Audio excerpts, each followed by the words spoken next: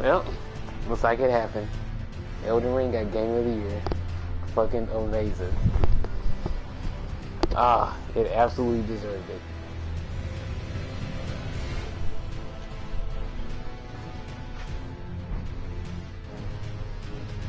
I was so freaking happy when I saw that it won. Now look, we ain't gonna talk about what happened after the speech from Miyazaki. But, man, when I first got Elden Ring, I was so freaking happy to finally have the game. Shoot, everybody was playing it. Yeah, I mean for like several months. Everybody was on that. Shoot, and I beat mine like well after the fact. I had beat mine back in like, I think September or so, something like that. And that's just my first playthrough. But yeah, since it won, I was like, you know what? I have been wanting to play it. So I was thinking like, well, let me hop on and, just mess around a little bit. Just in celebration of it winning. It was crazy that they voted for Ragnarok for so many things. It was like the biggest offender was the music. It was like I haven't even bought Ragnarok yet, but for it to win best musical score, I'm just like, no, give that to Xenoblade. I haven't even finished Xenoblade yet, but it's like Xenoblade's music is phenomenal, as it usually always is. And so, yeah, when God of War won even that category, I was like, oh, hell no. But see, I've known that they were in favor of like certain games when back when I first watched. Let's see, which one was it? Was it 2018? I think. Yeah, for the first God of War. Well, for the PS4. Yeah, when I saw that, I was like, wait, hold up. It won over Red Dead 2? And now I was a little upset about that. I was like, but God of War is just like, I don't think it should have took it. Now, it was a great game. I had beat it by that point, I think. Yeah, I had beat it by that point. But it's like, I was like, nah, I think Red Dead 2, I think that one deserved it over God of War. But, whatever. I lived with it. So, I was hoping throughout the whole show, when I saw that God of War was getting every single award almost, I was like, please don't let it just win Game of the Year. And it's like, it deserves to be Elden Ring 100%. So, I'm happy that Elden Ring had finally won. And I feel bad for Xenoblade fans, including myself, for at least not taking the category of music. Because if y'all were paying attention to the guy that was on the flute during the orchestra, that dude was absolutely goated. He went in. That man was the MVP, even more than Lance. So I don't know. But it's just like the Game Awards have never been about, what are the actual, best games. Because they don't acknowledge a lot of things that are, that are actually really good. They just acknowledge the ones that the journalists and people on their panel have played the most. The stuff that's like mainstream and everything. That's all they care about. If anything is more niche or if it's just not something that a lot of common people would play, then they don't really care.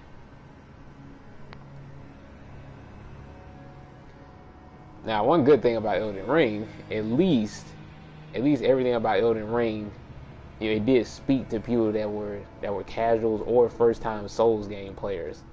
So that was good that it had such high quality that that it appealed to the casual fan base. Regardless of it being originally for just Souls fans, yeah, It just blew every expectation out of the water. So, oh, hey Daniel.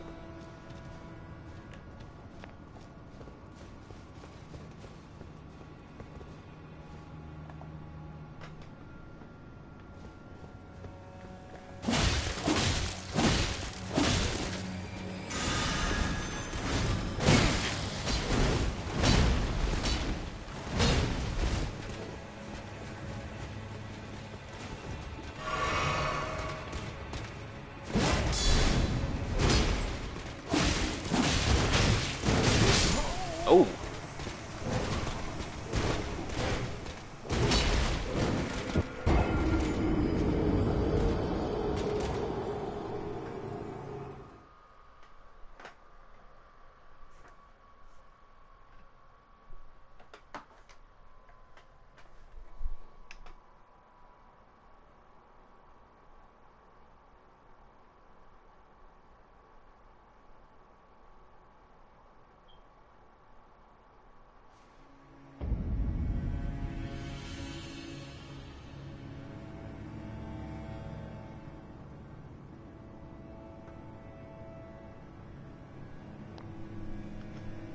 But yeah, how you doing, Daniel?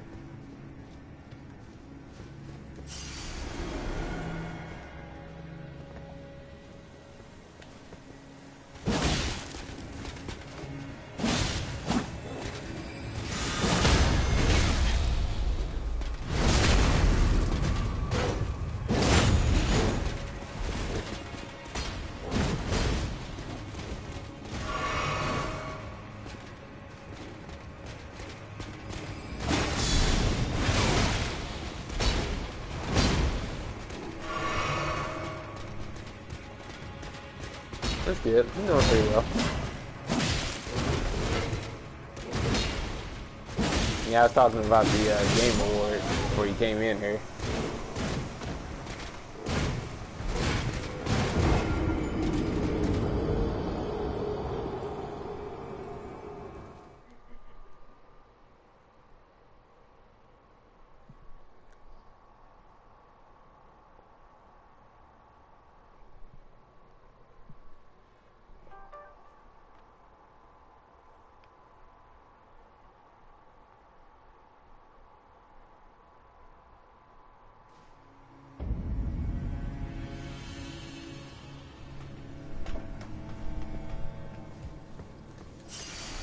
But yeah, I was just talking about how Elden Ring deserved to win Game of the Year.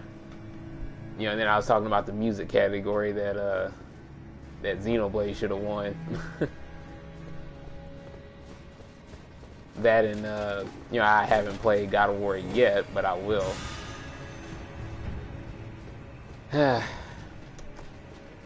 Just so many things that freaking happen. I love pretty much. I love most of the reveals that I saw because I wrote down a lot of games. I really want to try Armored Core. I don't think I've ever played any Armored Core games ever. But I do love mechs, so that would be right up my alley. But I do have this one game called Daemon X Machina for the Switch, and I really want to play that. I got it installed and everything too, so I can play that and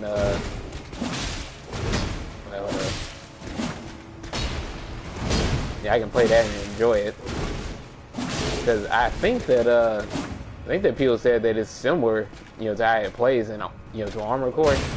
And I had played, I played Daemon X Machina. I think it had like a prologue demo. Yeah, I had played that, and that's what made me interested in the game in the first place. But that was like years ago.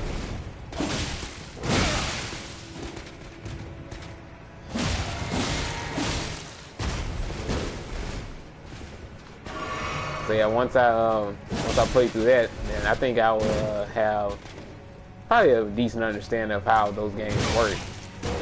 So I wonder if I can get like an Armored Core game for any current consoles. That way I can kind of familiarize myself with it.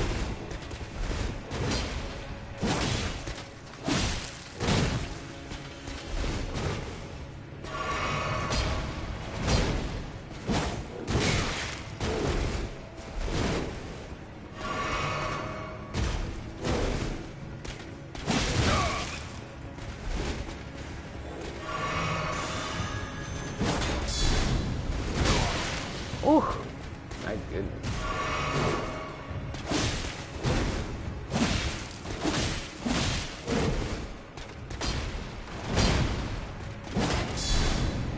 That's how you know I'm rusty.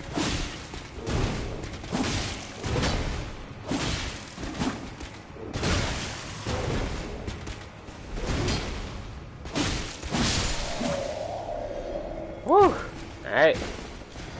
Put him out. Let's see, let me list the games that I wrote down. So there was hold up. So there was a game that somebody said was released recently. It's on the PS4 and the Switch called Witch of the Holy Night or something like that. And I saw it in a YouTube comment. So I need to look into that. And then I forgot to mention something to Alberto. There was somebody in the YouTube chat during the Game Awards that was saying that it's like, yeah, we need Yokai Watch 4 for the West. And I was like, and I think I had screenshotted the comment too. So I got to make sure I tell him about that. I know he'll be happy.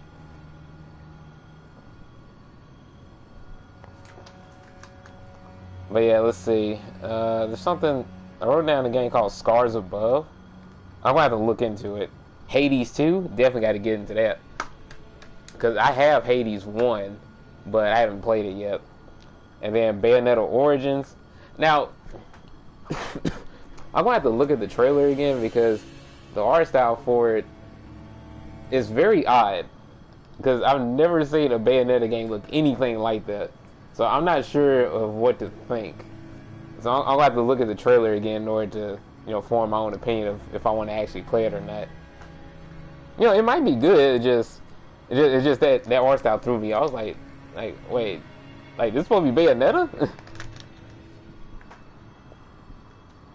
So there's that. Now there's a couple of games that have been out, but I wrote them down because they had they showcased them. I think it was like in a little preview or something like that. Plus I think they were up for awards. So Neon White and Tunic, I need to get both of those. Neon White especially looks really good. And then there's another game called Vampire Survivors. Yeah, I might want to try that out.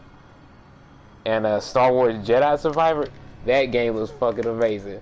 My boy Cal was dual wielded.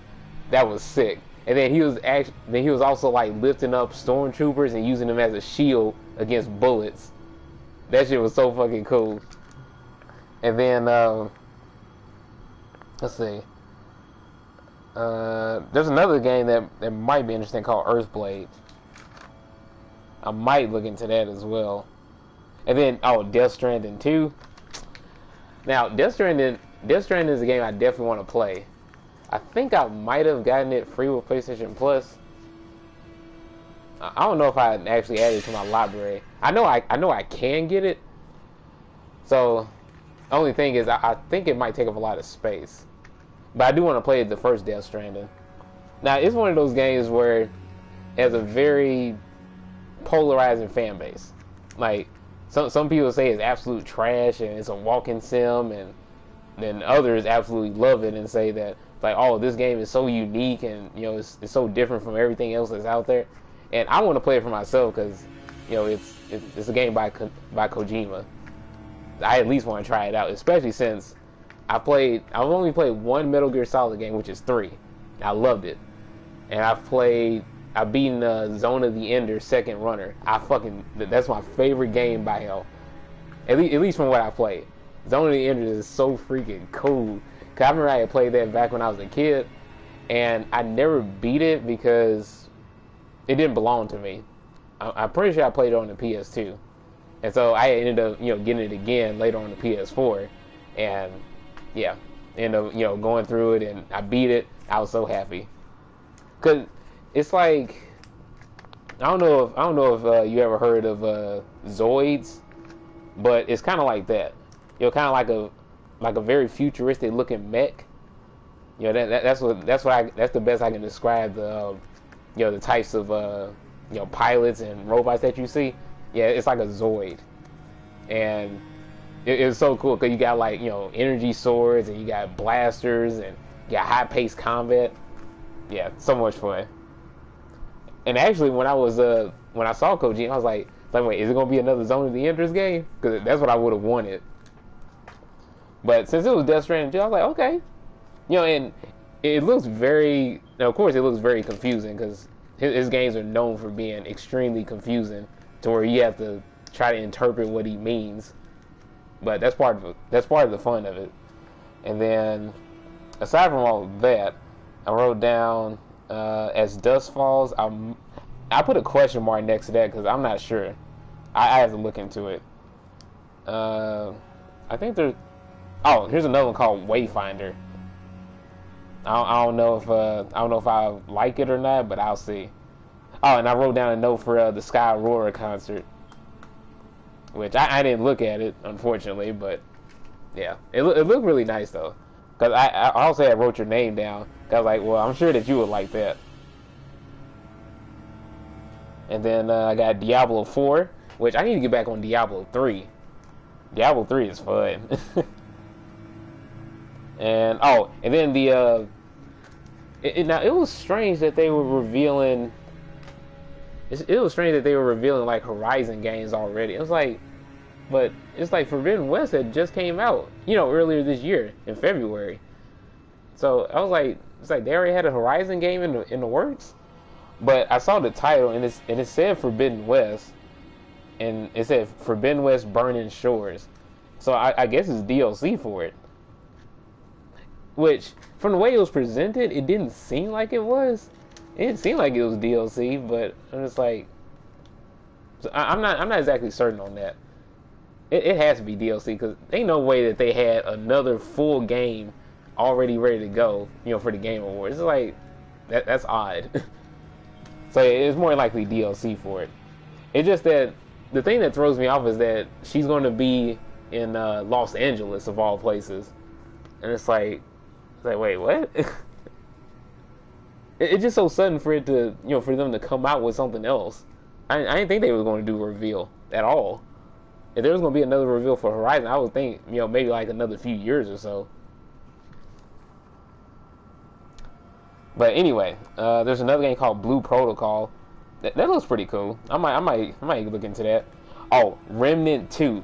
So I'm pretty sure I might have talked about this before, maybe.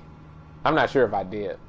But Remnant from the Ashes, it's basically like a Souls-like game, but with guns. Really freaking cool. And it's co-op. And I had played that with Inferno. Yeah, we had beat that game, and it was so fun to play. Just fighting against different bosses, the mobs, just playing around with different guns and everything. So freaking cool, man. So yeah, when I saw an announcement for Remnant 2, I was like, okay. So I might need to definitely get that, so that way we can play that together. So that would be cool. And then there's another game called Meet Your Maker. That looks really interesting. It looks like it has like Deathloop sort of mechanics to it, to where if you keep dying, then you'll learn more stuff. Maybe not Deathloop, because Deathloop is all about like time. Well, I don't know. It is about like multiple retries and everything. But yeah, Meet Your Maker is like, it's like you die and then you learn more information of how to beat whatever stands in your way, and it's a cool concept. So I might be interested in getting it.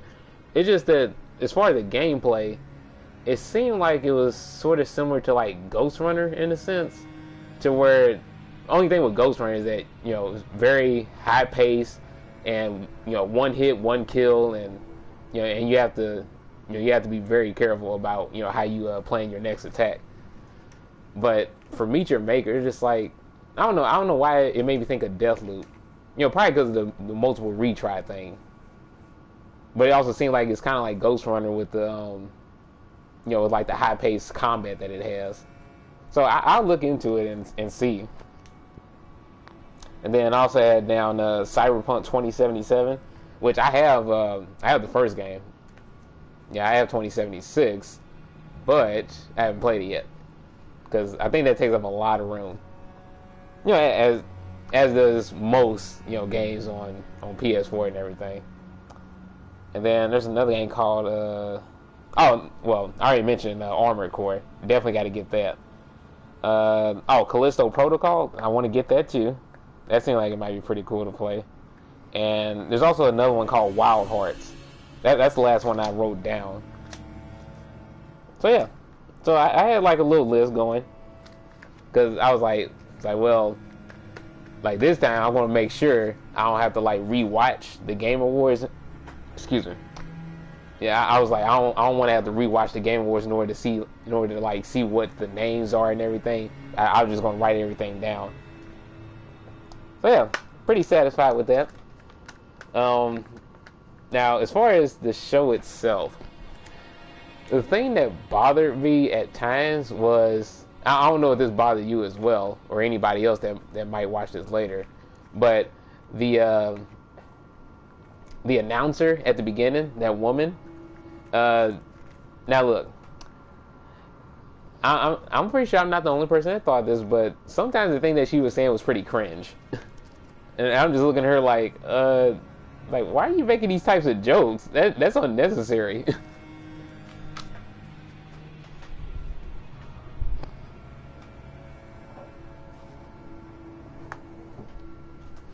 Because at least in my opinion, it felt like she was trying too hard. It's like why are you making these random ass jokes? And it's like it's not even really funny. It's like she's one of those types of people that she's trying to appeal to gamers, and she might play a few games, but it's like she's trying to make it seem like she knows more than she actually does. So she's trying to overextend for her jokes, and I'm just like, okay, you need to chill out. Like just keep it simple and just announce stuff. Like, stop trying to make jokes on the side. Like, you need to be a lot more witty than that.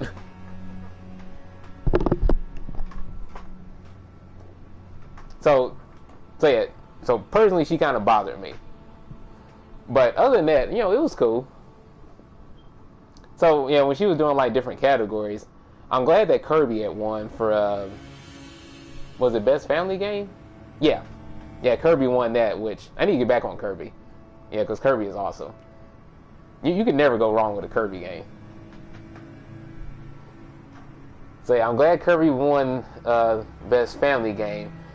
I'm very happy that Splatoon won Best Multiplayer because that's what I voted for. And it deserves it. Now, I forgot who the other nominees were for Best Multiplayer. But regardless, I'm just like, yeah, I voted for Splatoon. And then let's see, Best Indie. Yeah, Best Indie Debut. Yeah, I voted for Stray 100%. You also voted for Splatoon on the Best Multiplayer? Okay, good. I think when I voted for Best Family, I'm pretty sure I picked Kirby. Because again, I don't remember the other nominees, but I'm pretty sure I voted for Kirby if I did vote for that particular category. So yeah, but yeah, for best debut indie, yeah, Stray. I'm glad Stray had won, that category because I think it deserves it. Now here's the thing: there were some people, well, not even some. There's a lot of people that were hating in like the YouTube chat. And I'm pretty sure they were hating elsewhere for like Twitch or Twitter or whatever. But it's like, Stray is a great game. Need to get back to playing it, of course, but we're just like, shoot, I'm enjoying it.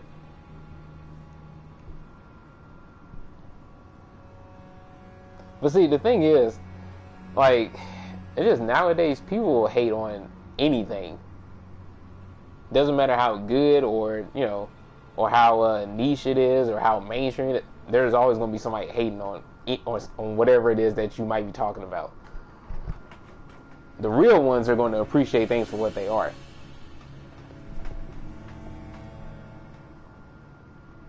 See, and my thing is, it's like, even though I know that for God of War Ragnarok, it was voted, it was voted for in like all those categories because it was like, the most recent big game that came out, and the fact that, the people behind the Game Awards is Sony, and also, the fans aren't the ones that actually vote for the majority of things. There's only like one category where the fans are the ones that count 100%. Otherwise, it's like 10%. So it doesn't really matter who you vote for. Like, your votes don't actually matter. The votes that really matter are the jury for the Game Awards. They're the ones that make the calls. But anyway, so even though God of War Ragnarok won a lot of things, it's just like, well, I can understand why it would win those awards. I haven't played it yet. I know it's going to be a good game because I did enjoy the 2018 version.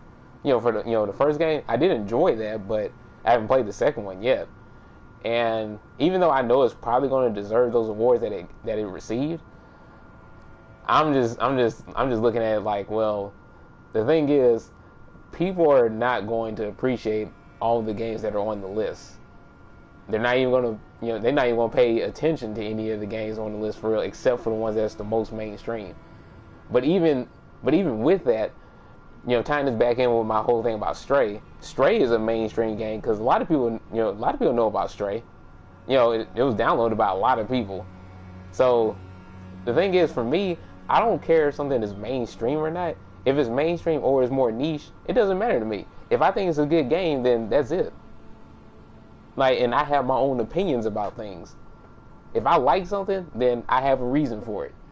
I don't care if, a content creator says it's good or it's bad. I don't give a fuck about that. It's like, that's they fucking shit. Like, and more than likely, if somebody thinks that something is bad, usually it comes from a place of just, spite for some other reason. They're trying to be, a little hipster, or they just trying to, promote a narrative like I don't play any of these fucking baby games or these trash indies or anything like that. They just want to promote that type of narrative for themselves and they little chat. So that's what they do. But if somebody legitimately praises a game, even though it's mainstream, it's like, that's how you know they're a real one. They don't give a fuck how well known the game is. They like games because they like the gameplay or the story elements. And that's what matters. That's what matters about games, at the end of the day. It doesn't matter how good they look. It doesn't matter if it has some sort of random representation that you might like. Like, who cares? It's like is the game fun? Does it have great gameplay and does it have an awesome story? If it has those things, it's a good game. I don't care about the fucking graphics. And see, here's one of the other things I was thinking about too. Like, one of the things about, games nowadays, a lot of people want games to look like movies. And there's fake gamers out there, which I've met plenty of them, where they think a game should look more realistic like a movie. And it's like, how the fuck do you figure that? It's like, why do you want everything to be a movie? So you mean to tell me you want everything to be focused on visuals instead of the actual gameplay and the story? It's like, okay, if that's what you want, then it's like, don't be surprised when there's going to be, I'm about to die. Yeah. But yeah, don't be surprised when one day there might be a massive influx of games that have basically no gameplay at all, which you could argue that we are at that point already with some games that are out there. They have hardly no gameplay, and they're just basically movies that you look at, which I can't name some off the top of my head. What Remains of Edith Finch. I think Firehouse is the name of another one. And then there's other games that are just like that. Then Life is Strange. Stuff like that. Those are like movies. Those are like movies, which that's why I don't fucking play them. It's like, I don't want to look at a movie. If I want to look at a movie, I'll watch a real movie. I want to play a game. I want to actually do something. I want a reason to use my controller.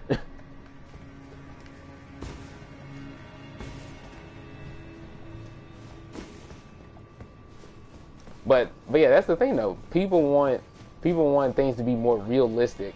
They want things to look exactly like real life, and they think that's the main thing that matters in the game. It's like, no, you all are idiots. Oh wait, hold on, let me get my runes back. But yeah, and here's the other thing too. Now even though there's games out there that are basically like movies, it's like look, if they want to exist in their own little space, in their own little space, then that's cool. You can have that. If you want to enjoy those, then that's fine. But people going so far as to call those types of games masterpieces, and must plays, and it's like what you mean? It's like, no, those are not games. Those are movies. There's a difference.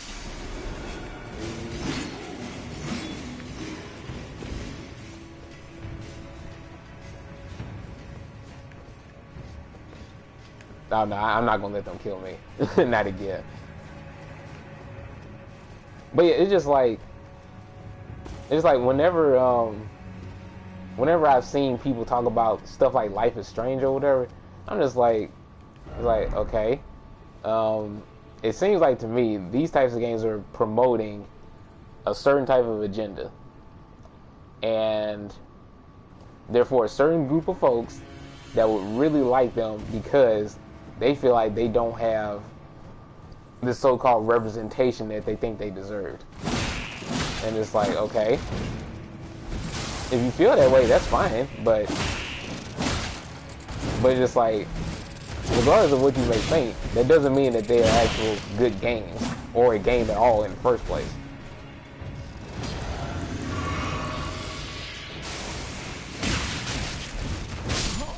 Ow. But that's why I've never been interested in playing those types. It's like, and the only way I would even try them is if they were 100% free. Well, I definitely wouldn't try Life is, even if it was free. Life is Strange is just not for me.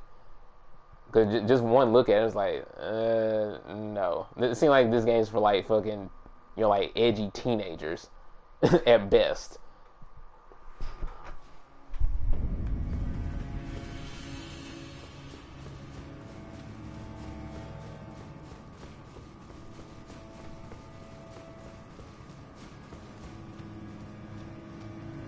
But it's just like, man,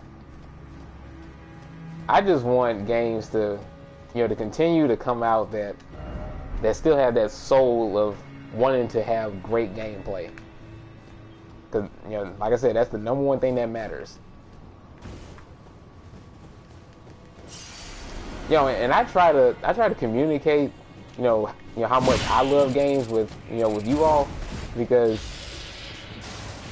there's a lot of streamers out there that only play like 1 or 2 games.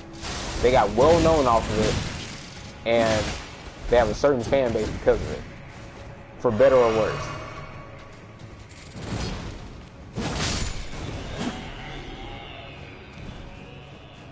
So with that being said, it's like, I want to be one of the types of people that always tries to, share what's actually out there. Like a huge variety of games. That way, it's best not to just focus on one particular type of game. Like, people that only play Call of Duty, for instance. It's like, you do understand that there's a lot of shooters that's way better than basic ass Call of Duty, right?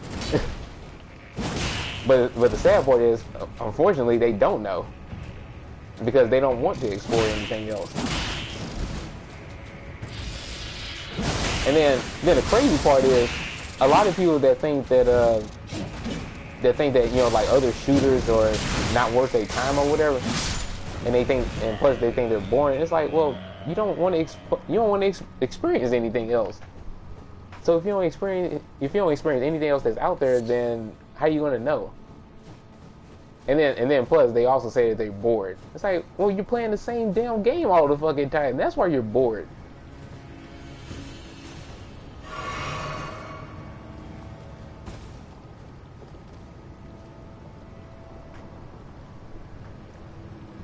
See, and plus, in my case, it's like I'm never bored.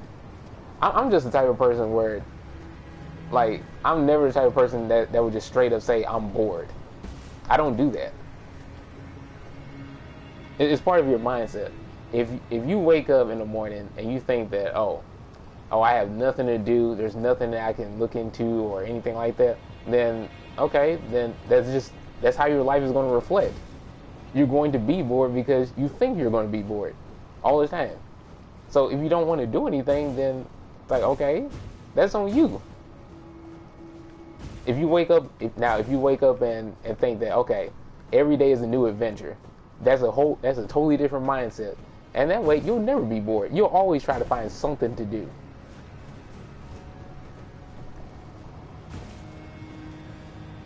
Shoot, that's why I have so many interests as it is. And believe me, I could easily say that I'm bored on any given day. I can easily say something like that, but I don't, because I always find some way to entertain myself. And I force myself to do that because y'all don't know this, but I've been in an environment where, it's just like I've been in an environment where there's nothing around me. There's like, no places to really go. There's nothing that, I can really do as far as like hanging out with people, because nobody around here I'm really interested in. It's like, and the thing is, a lot of people have a very limited scope of what they think is fun. Like,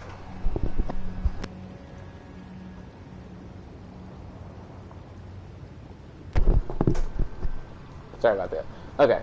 But yeah, a lot of people have a limited scope of what they think is fun. And if you're age like 21, at least in my country, they think that if you're 21, you're supposed to go out and drink on your birthday. Go out and drink and party and just go out and be wild or whatever. That's not my idea of fun. And I mean on any occasion. I don't drink, I don't smoke, I don't do none of that. So the fact that people think that that's fun, it shows how hollow their lives are, because if you need a substance in order to have fun with your day, then what does that say about you?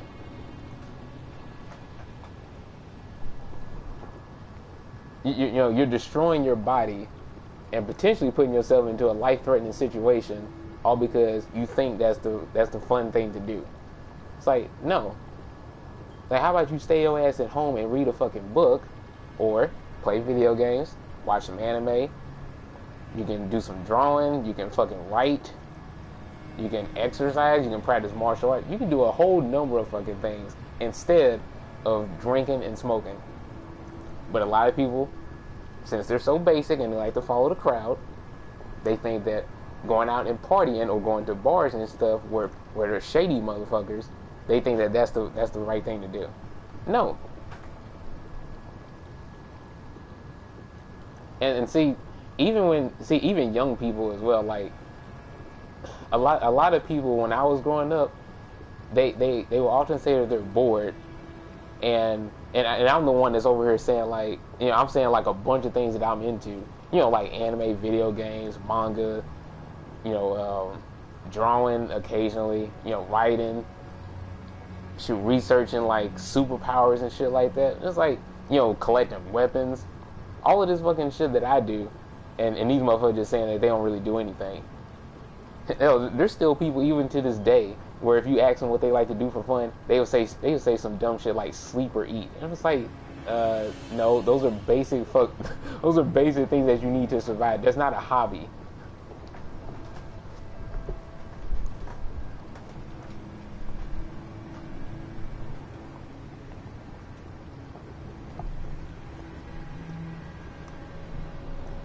Now I will say for eating, it's like, now if instead of that they were saying like cooking, then okay, that's a hobby. If they like cooking a lot, then that's great. There's a lot of fun things you can do with cooking. But yeah, they say stuff like that and think that that's a hobby. It's like wait, what?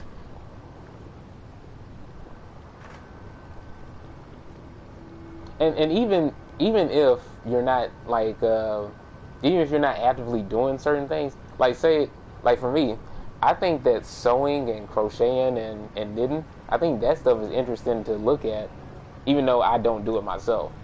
So I have the capacity to like, view other people's interests and think that, oh, that's pretty cool. But, I don't do it myself because it's just like, I don't have the knowledge for it. But just like, I think that stuff is cool. So I can appreciate other people's stuff that they like to do.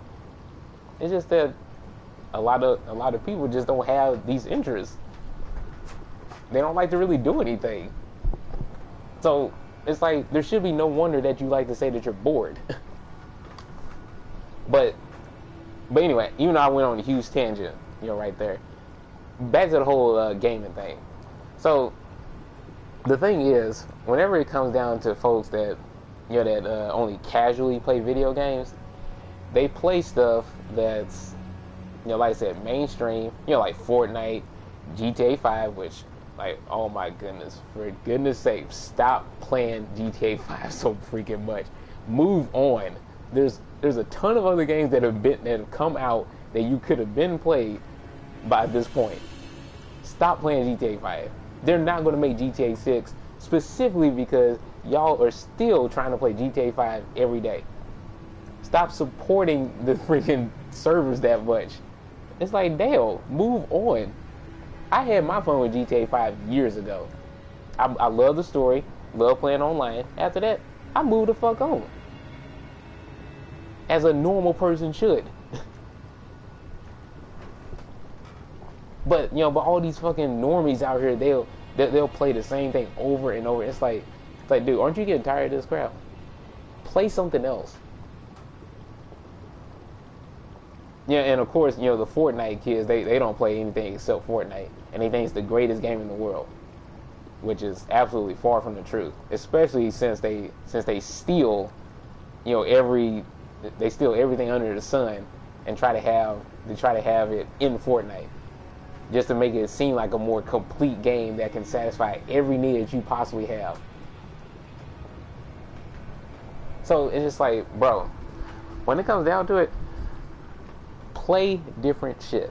That's the bottom line here. Play different shit. Explore the sea of games out there, and you'll never know what you're going to find. I've done this for years, ever since I was a kid.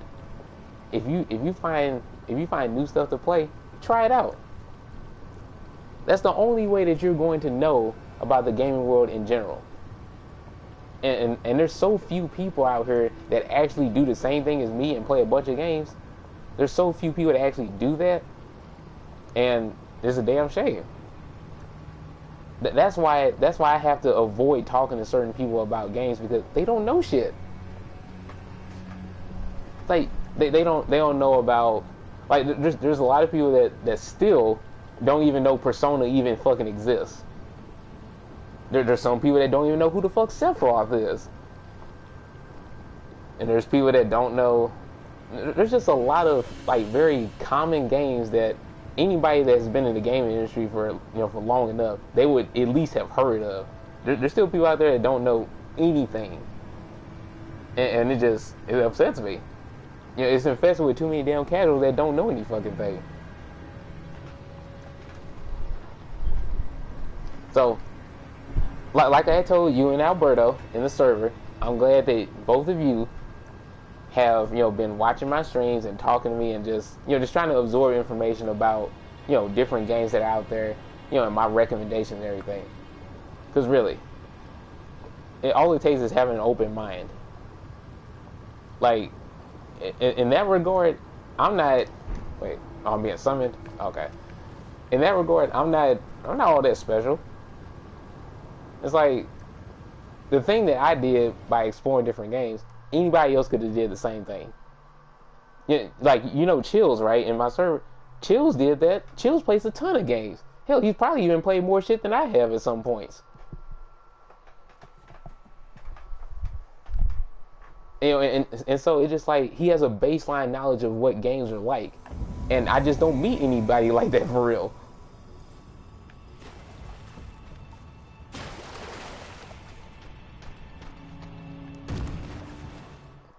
And that's just like, That's why, like, whenever I met like certain people, if I tell them the types of games I like, it just falls on deaf ears because they just don't know. They just like, oh, that's cool, I guess.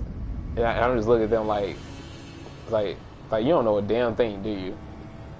And so, and plus a lot of times, whenever I've asked what they like to play, they just say like, like GTA, or they say like Fortnite, they say Call of Duty, they say, oh, I like Skyrim, or I like Left 4 Dead 2. All of the basic stuff that everybody that has played games for long enough has heard a million times. It's like, okay, so you play that stuff. Oh, Minecraft is another one. And it's like, okay, so you play that stuff. Is there anything else? Is there anything else that isn't something that all the normies and hardcore gamers have already known about and played? And if there's nothing else, then I don't really want to talk to them. Because it's pointless trying to talk to people about games when the most that they know is like the very basic stuff.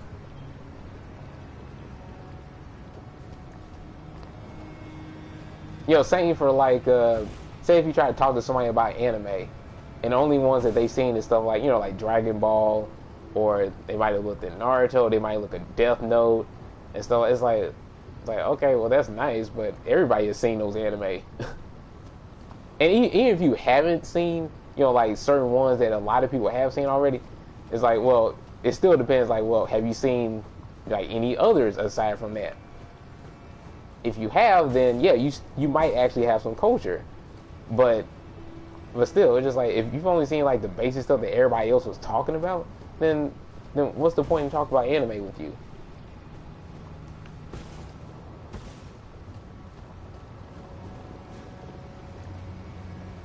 Oh wait, this part sucks. Hold up, let me get out of here.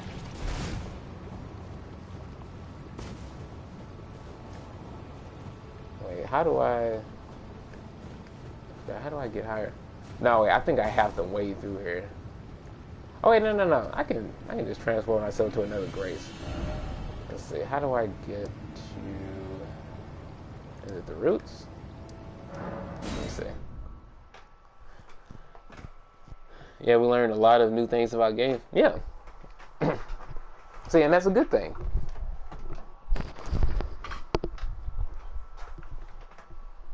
I always try to explore more.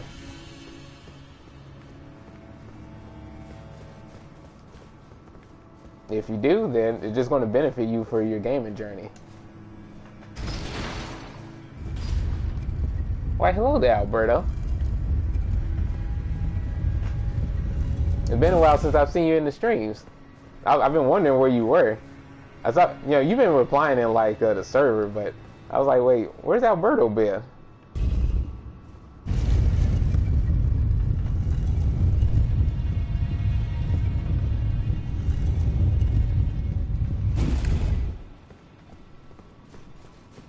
But yeah, I was just talking about how I felt about the Game Awards and all the games I wrote down, and then I was ranting about how people don't know anything about video games now. Unless it's mainstream, then they don't know shit. That's the basic summary of what I was talking about.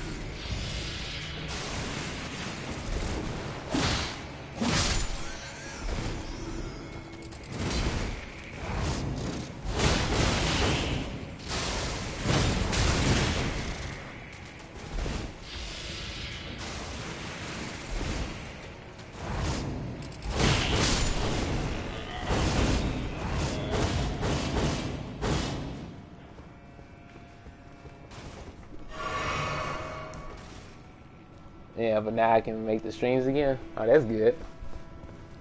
How we feeling today? Feeling pretty good. When I first got on the stream, I was talking about how I love the Elden Ring had won Game of the Year. So I was like, well, I've been wanting to play Elden Ring again for a while, so that's why I wanted to stream it. So I thought that, this was a perfect time to do it.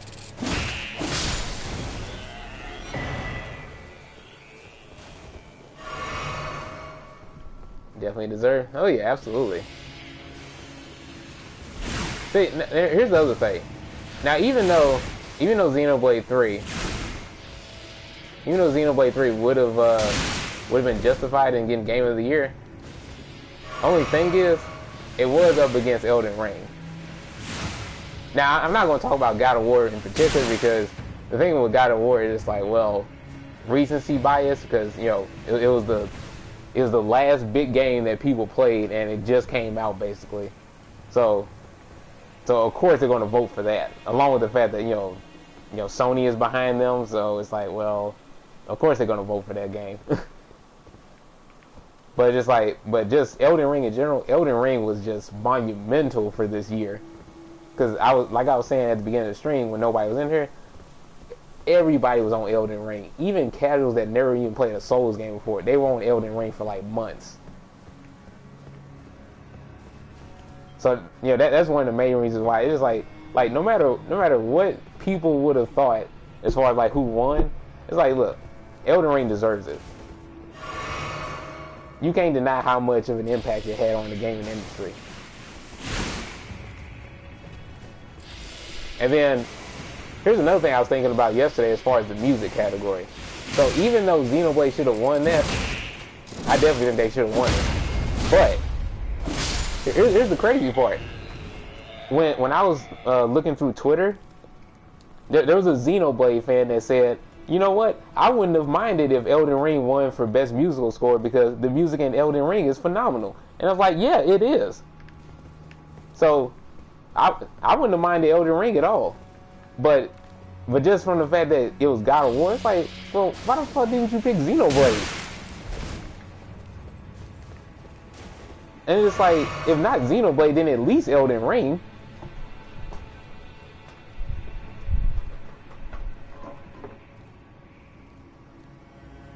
Because here's the thing.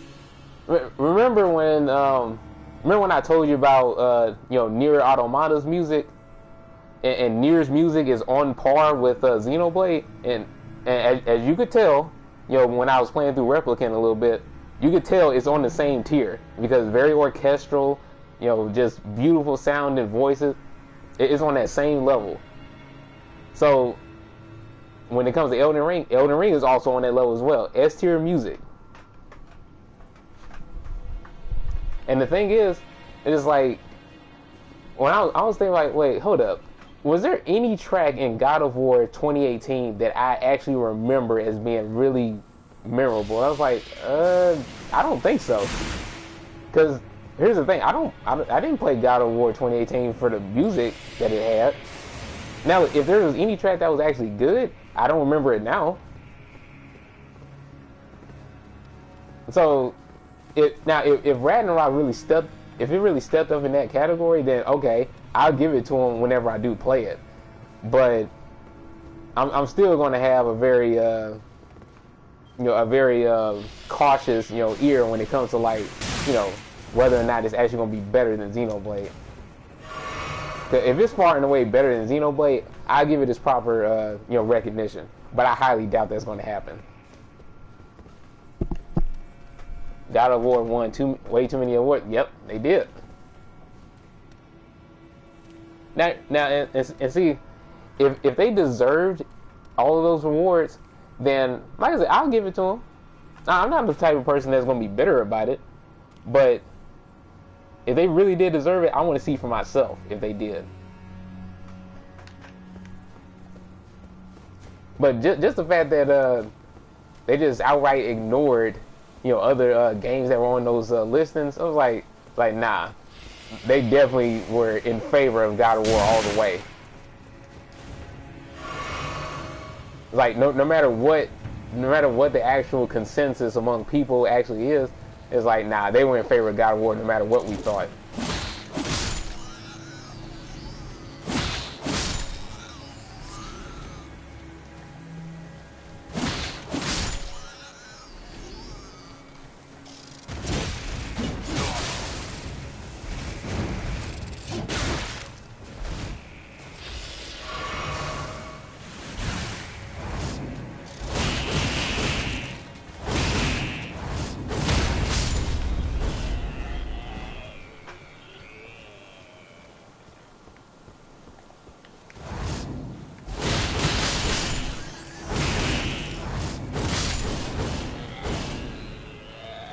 Feels good to use waterfowl dance. Oh, actually, speaking of waterfowl dance, do y'all remember when that puppet, animal? Remember when he was asked, who his favorite Elden Ring boss was, and he said Millennia? I was like, yes, sir, the best boss.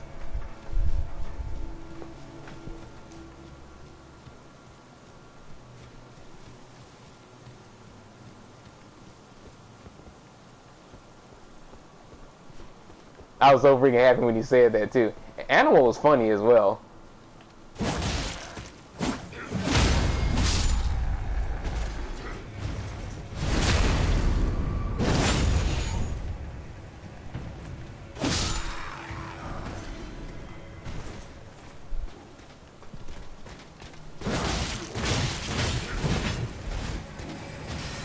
Uh-oh, I'm dead.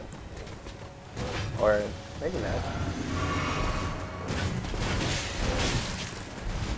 No, wait, probably did.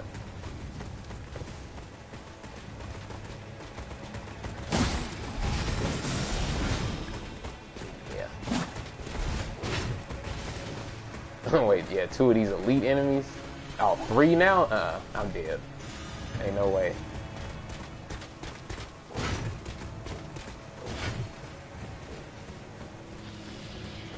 Oh. Okay, yeah, I dodged it. If I can escape, then I'm good. Yep, too bad.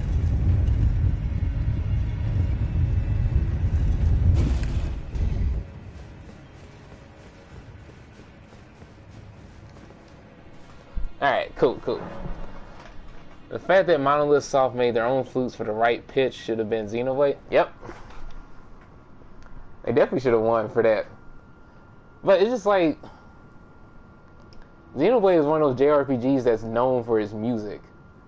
But it's just like in those tweets that I showed in the server, yeah, there was people that's like, well, like we already know. The jury doesn't know anything about Xenoblade. Like, we doubt if they even played past the first chapter. Or the first 2 chapters or whatever. So there's no way that they were going to know in the first place. So it's like, I don't care. And yes, Animal is awesome.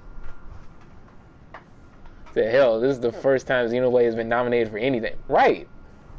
I remember they were mentioning that too.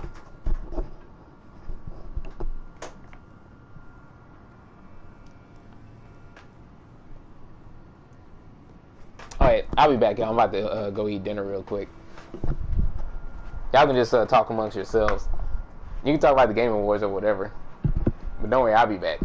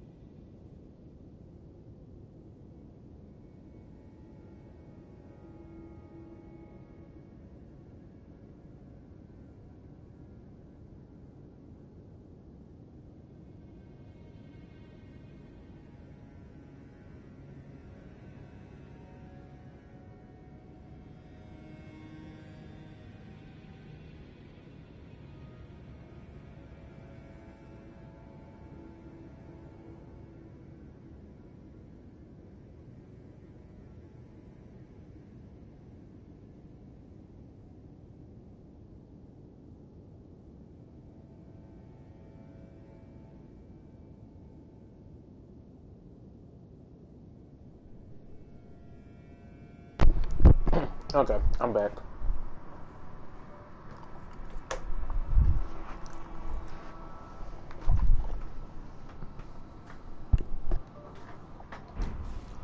Let's see. What I'm surprised about is that the Amy, you know, wait, Amy Dion Edwards not being nominated. I don't know how to pronounce his name, but not being nominated for best performance. She did both Mio and Ronnie. Oh.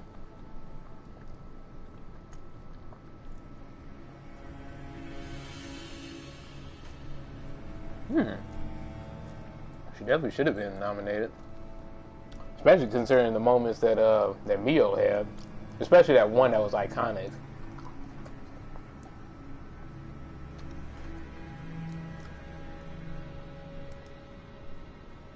Hold on, let me look back at the other things that you said. Let's see. That flute player was going hard, even switching instruments mid-song. Had to follow him on Twitter. Oh yeah, most definitely. Yeah, that man was goated for real. Even Katana Prime, which he's a Panda member, man, he had posted a tweet that said, "This man is different," and I was like, exactly.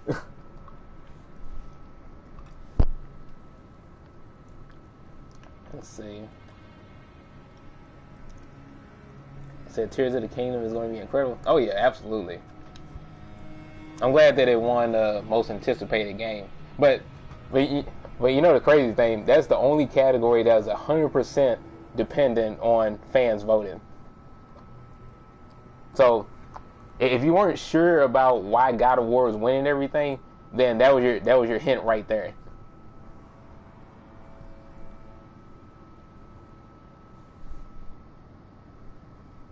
Final Fantasy 16 trailer looked incredible. Oh man, that game is going to be legit. I can't wait.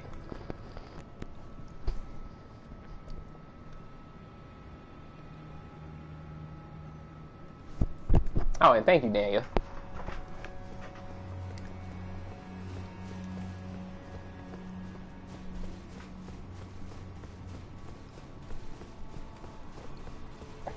Wait.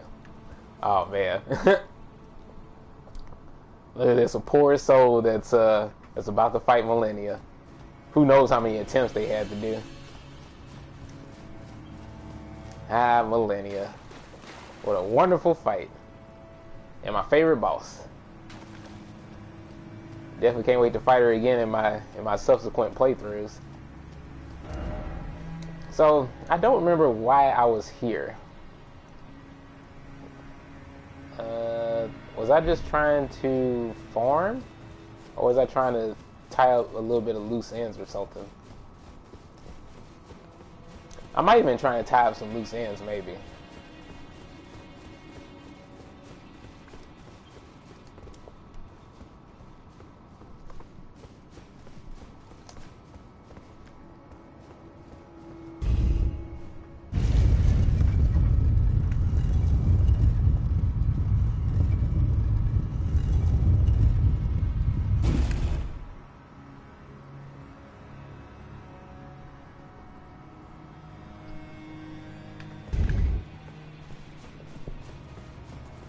Oh wait, I think I might know what I was after. Okay. Man, that is such good tracking. Hold on, let me go back down here.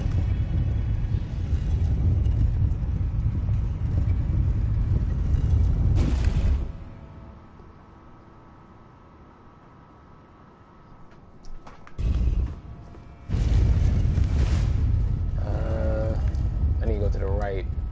I think it's this one? Or maybe this one,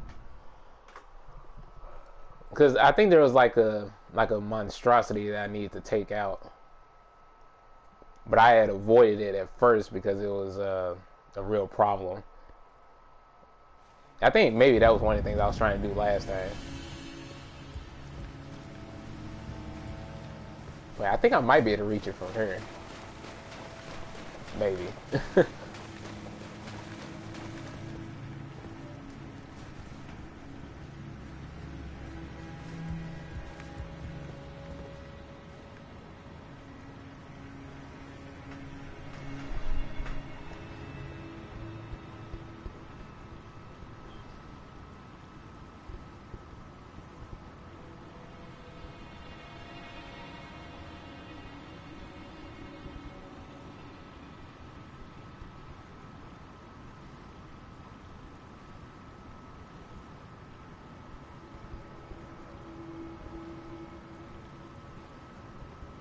Hold up.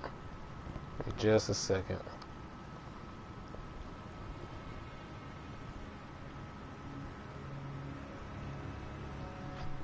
Okay. Wait. Well, yeah, I think this is it right here. Yeah, it is. Okay. So I'm just going to have to go up here.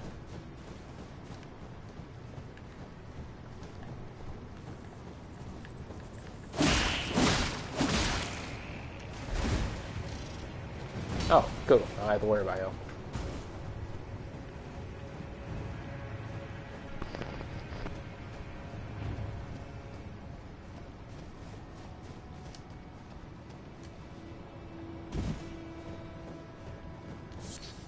The only issue with this is I won't be able to escape.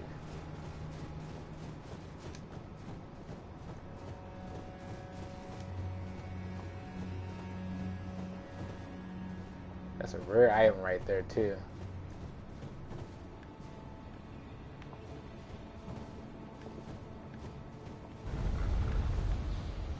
Okay.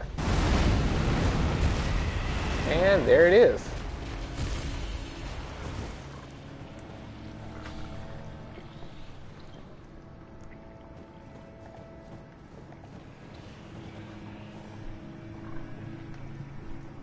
Welcome back, Alberto. But yeah, I saw that. Yeah, I saw what you said about you know, the voice for Ronnie and Mio. Yeah, she should have been nominated for her performances because that one scene with Mio at the very least was very iconic, and then Ronnie is beloved by, well, pretty much everybody in the Elden Ring community.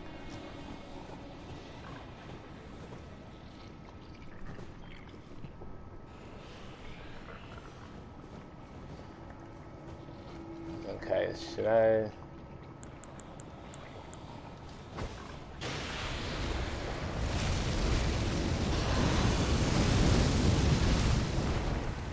Okay. Yeah, let them come to me because I think trying to. Great. Wait, that goes. Oh, that goes directly down into Millennia's arena. Oh, that's crazy. I didn't know that. Thank you, Alberto.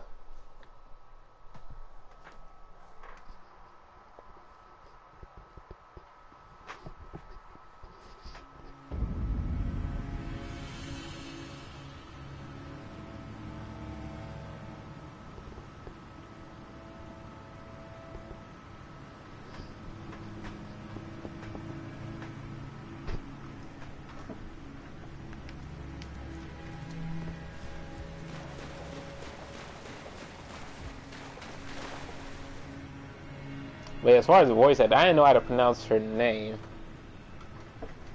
Is it Amy Fion? The double F is throwing me off.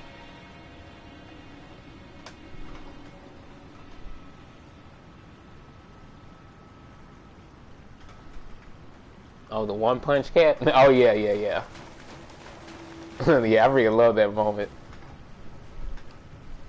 You think I got it? Okay, cool. Yeah, because I was unsure. I was like, I kind of stuttered. I was like, wait, is this right?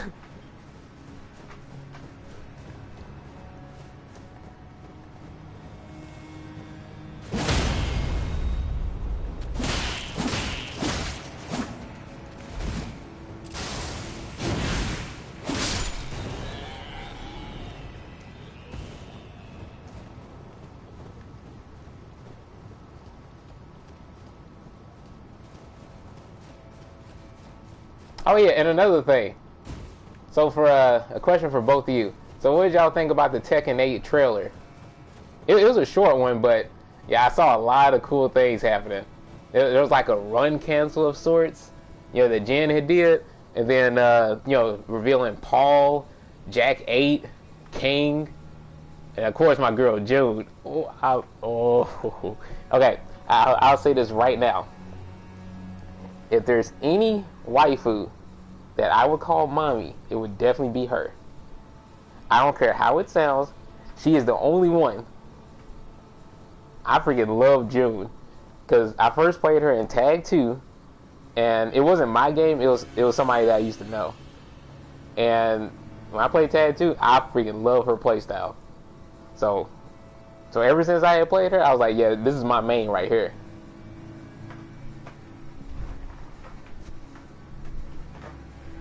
But since she hasn't been in a Tekken game in a long time, man, I've missed her so much. That's why for Tekken 7, that's why I decided to pick up Asuka, because Asuka is about the closest that I could get as far as like to June. So that's why I main her, but I also main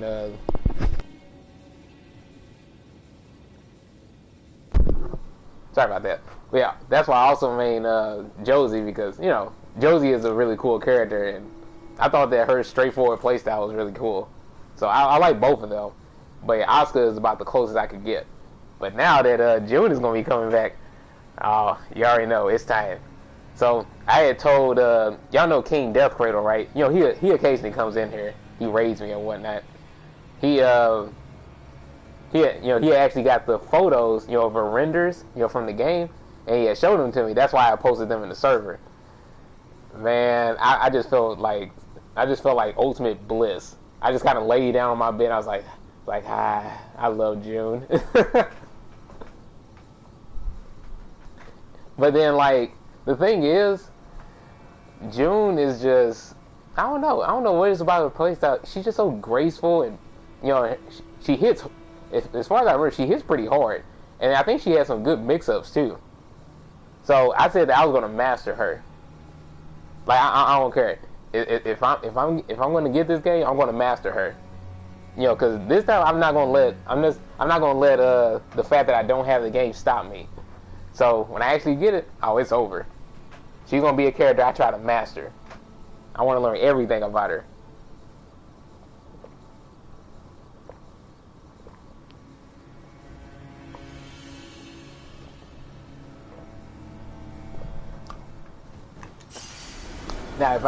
Now, if I become really good with her, I want to be so proud of myself. Say I can definitely do it. Oh yeah, I believe I can. It's just, Tekken does take a lot of work, but I'll be willing to put it in. I'll do whatever I can to become really good with her. Because as y'all have seen for other fighting games I play, I can do some really cool shit at times. I can do sometimes I've even pulled off advanced stuff that I didn't even think I could do. And I just so happened to do it, and Sakaki is giving me props on it. And it's like, wait, I did that? So I definitely had the potential for it. It just, I just don't put as much time as most people do in fighting games. And that's really the only reason. I just play so many other things that I don't dedicate myself to fighting games like that. I just love playing them a lot. That's the only thing.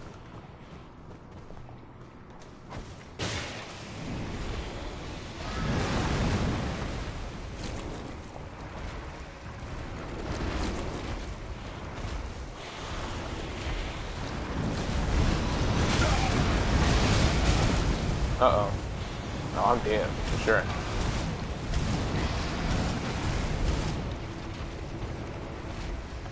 Oh, not yet.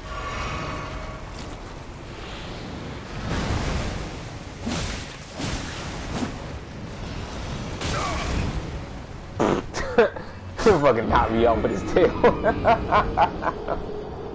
Alright, he got me again.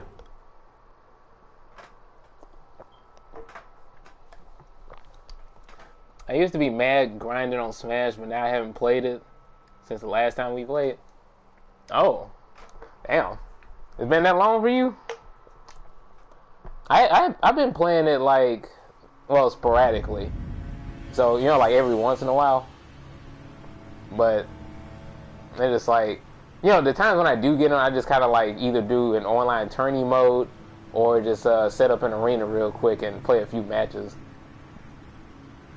But usually whenever I get on and set up an arena, it's because I'm not really in the mood to play something that would be better if I was in a more positive mood. Yeah, I set it up because I'm in a more negative mood, and I kind of want to take it out on some people. So I think that goofy Smash players are a perfect target. And one time in particular, yeah, when I opened up an arena, I had a win streak going of like, I think it was like close to 15 wins in a row or something like that. I was beating the absolute crap out of people. And I was enjoying every second of it too, because they deserved it. Especially all the people that were laggy, toxic, everything, as usual. So I was like, yeah, they deserve this. And after that, I felt better.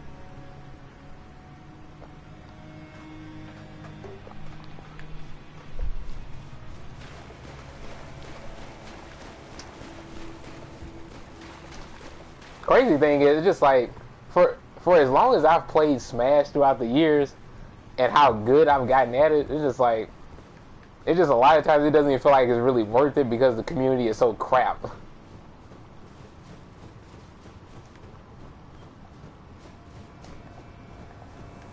I mean, I know one thing for sure. I would never want to actually compete. I have competed at like locals in the past and like Brawl, but that's about the extent of it. Before I do anything now, hell no. Especially after everything that's happened,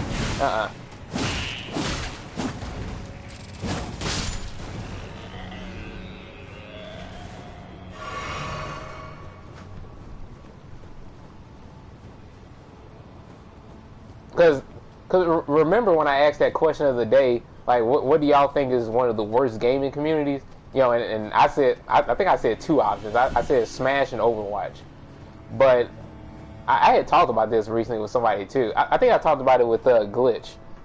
And I don't know if I had mentioned in the question of the day that League is the worst, because and Glitch had said, no, it absolutely is. League is the worst community. And I was like, yeah, that's true. Like, I don't even have to play the game to know that, because I've heard it so much.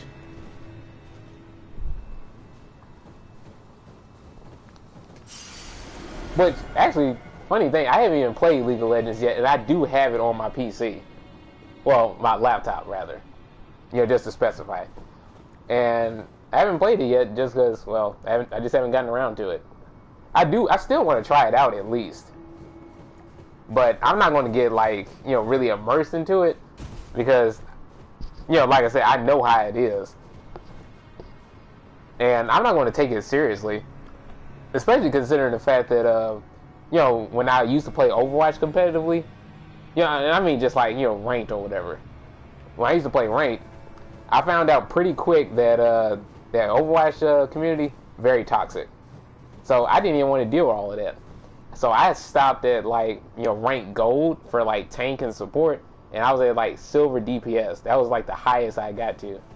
But when I stopped doing that and played just mainly death matches and elimination and other modes in arcade, I reached like almost diamond rank when it came to like competitive, I think, elimination or competitive deathmatch. It was either one. So I had been honing my skills all that time, and I can hang with people that are on that level, but just like, but as far as like, you know, playing ranked itself, I don't want to fucking do that. I don't want to deal with that shit, because I don't want to. I just don't want to waste my time dealing with toxic people when I know for a fact I'm just going to end up cussing them out all the time, and I do it real quick too.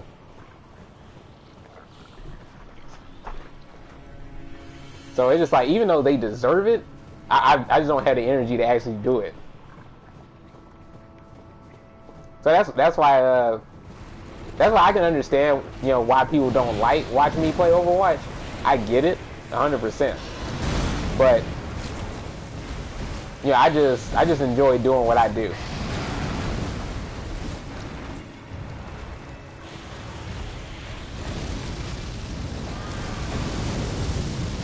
Okay, so that won't hit me. That's good.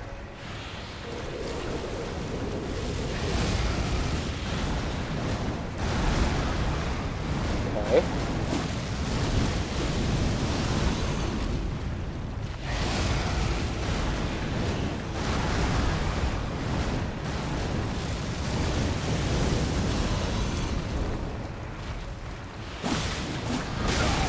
Ow. Ow. Really?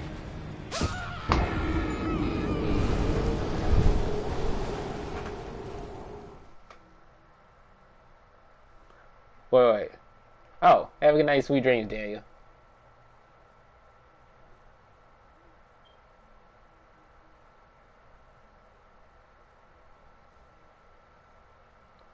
Let's see, hold up.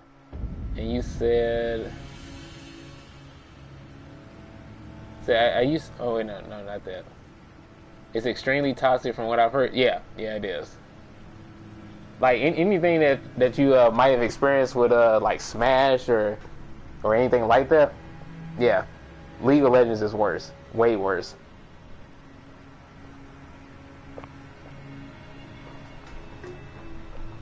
I mean, I even had like random strangers, warn me, like, yeah, you don't want to get into League,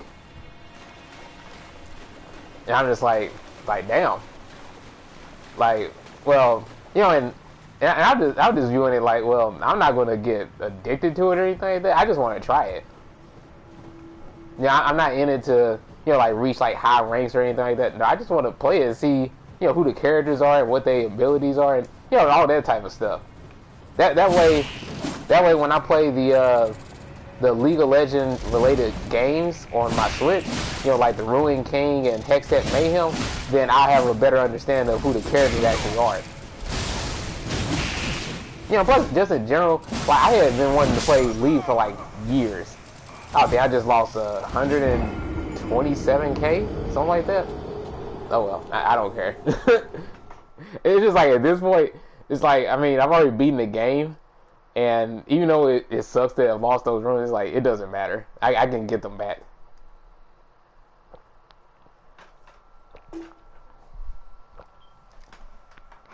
Oh, you got an ad break? Okay.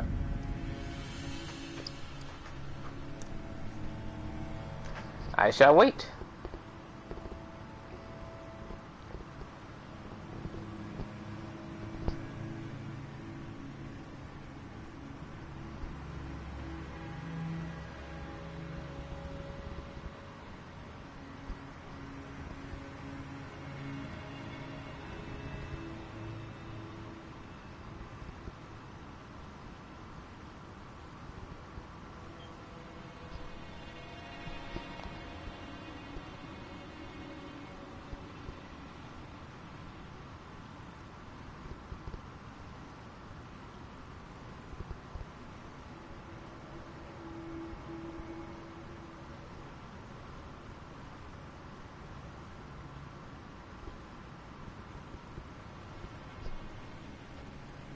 Okay, you back? Alright, cool. But yeah, I just want to get familiar with the way that the characters are and everything. And plus, since I play Pokemon Unite, it is loosely based off of League, so that also makes me curious as well. But it's just like it's been years since I've known about League. I've known League for like many years. I just never like actually got around to playing it. Cause back when it was back when it was like fresh and everybody was hopping on it, yeah, I just used to hear it all the time. It's like oh, I play League of Legends. So I was like, oh, like, well, hell, everybody's been talking about that game.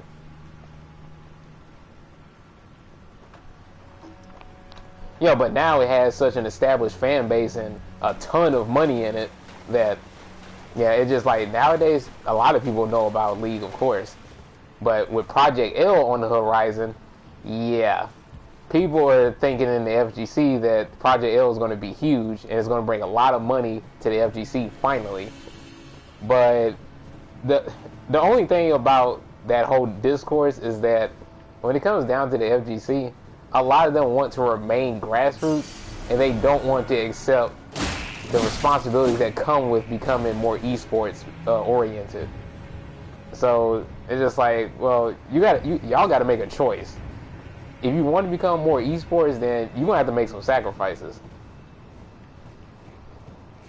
If you want to stay grassroots, then, well, you just got to stop bitching about not having any money, because that's just the way it is. Now, sure, there are some ways that they can circumvent that, and they have done it. But if y'all really want some big money, well, you're going to have to embrace everything that comes with becoming an esport. League of Legends had to do it. So if y'all want that type of money, then you have to do the same thing.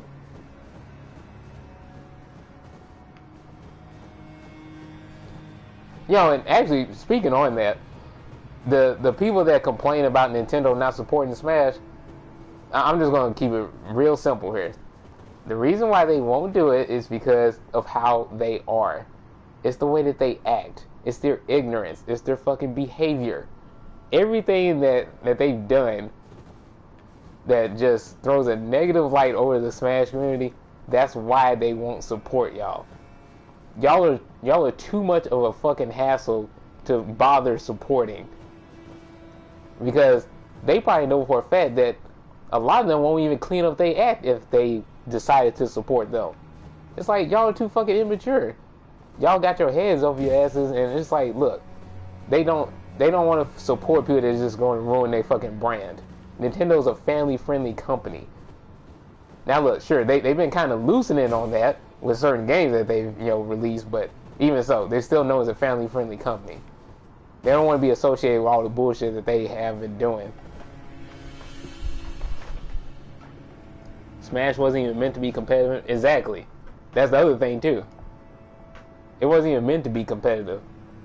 So if y'all not going to accept the fact that if y'all want to have tournaments, they're more than likely going to probably run it with items and shit like that, then yeah, just give up.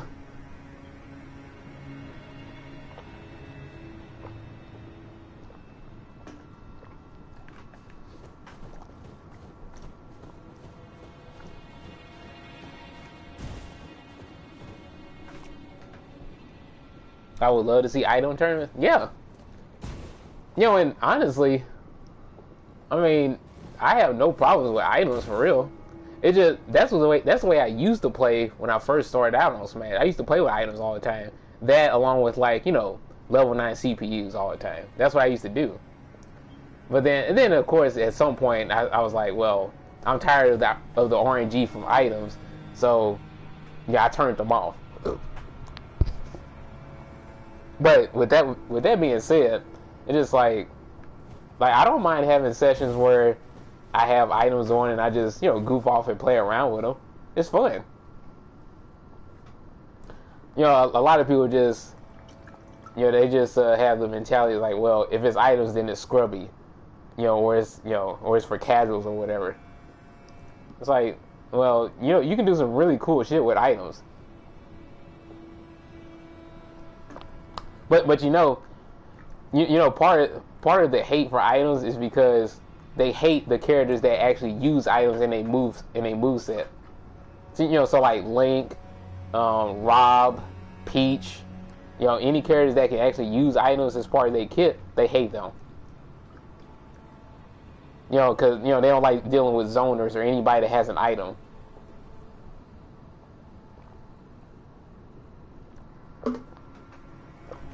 Because here's the thing with Smash players, like if you're not playing a character like Captain Falcon, then fuck you. That's basically what they think.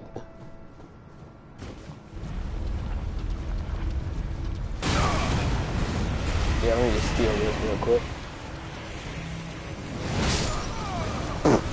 Dale.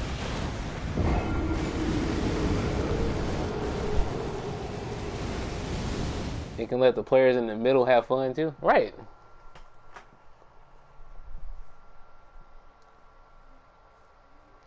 Now look, if you want to have just no items, or anything in your tournaments, that's fine. But just don't expect Nintendo to sponsor that. But it's just like, if y'all weren't fucked up in your mentality and the way that y'all behave around others, then yeah, maybe y'all would have been supported a long time ago. Maybe. But it's like, even if they were, they still got to play by their rules. It's their IP, so you got to play by their rules, and that's how you're going to get your support. You don't want to do that, then don't expect anything. Okay, so I finally grabbed that item, so I guess I'll just skip fighting that damn thing, because he's a pain. just to put it so, he's a fucking pain to deal with.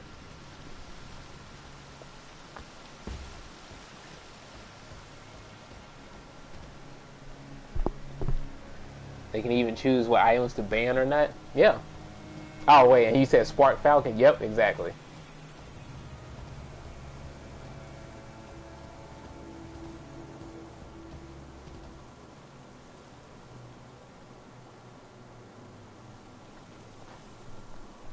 So, here's the thing. It's like, man, whenever whenever you have a community, try to be decent with other people. It's like, if you have anything negative to say, then try your best to keep it to yourself.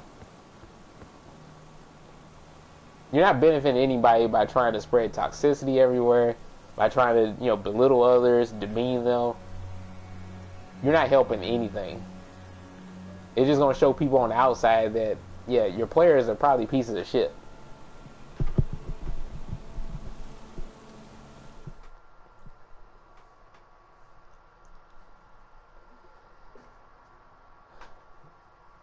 But hell, as far as that whole panda thing, but really, I don't care. It's like, okay, boo-hoo.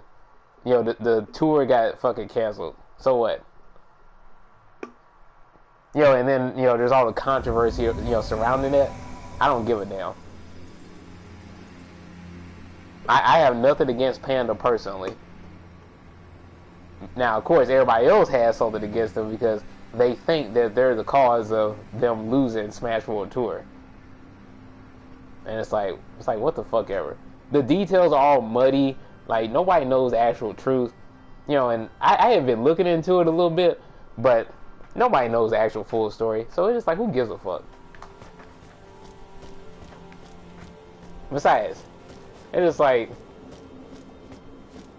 when it comes down to it, they don't actually deserve anything. As far as like all of these events and it's like they don't deserve any of that shit. That's what they don't understand.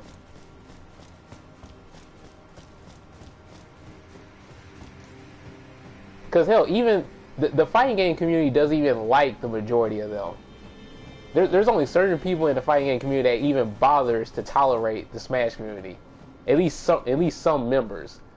But as a whole, they don't fucking care about them. But it's because the Smash players are so damn arrogant and they fucking closed-minded. Now look, you can say that that's the case for both sides in a sense. Sure.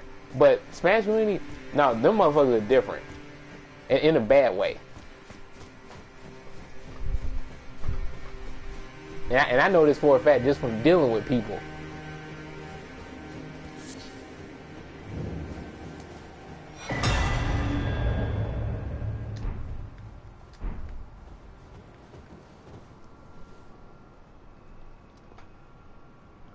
And now every Panda member is leaving. Yep. They're they're leaving because people on Twitter are trying to associate the crap with Panda right now and the Smash World Tour with the players that are on Panda's team or were on their team. And they're misplacing their aggression by, throwing out death threats and, just trying to make them feel like, they're less than human just because they're a part of a team that they don't like at the moment because of certain circumstances. It makes no fucking sense. It's like, so you want to be angry about something, don't know why you're angry, but because there's certain people associated with this certain name that you hate, you think it's okay to just throw whatever you want at them. That's fucked up. That should never be the case with any sort of group. Like, if you want to be mad at somebody, be mad at the person that's at the center of these so-called allegations and whatnot. But even so, don't go so far as to try doxing people, sending out death threats. No. Fuck all of that shit. That means you're a fucking bitch. And plus in the first place, anybody that even does that type of stuff, you ain't gonna do shit in the first place. So shut the fuck up.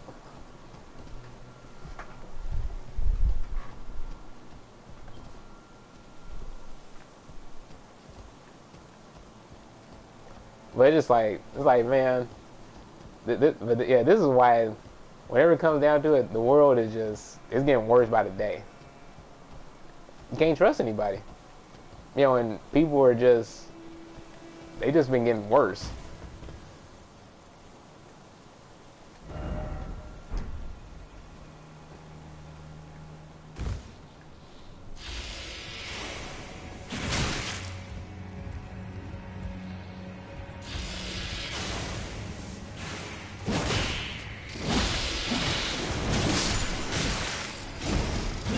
Wait, I've never been up here?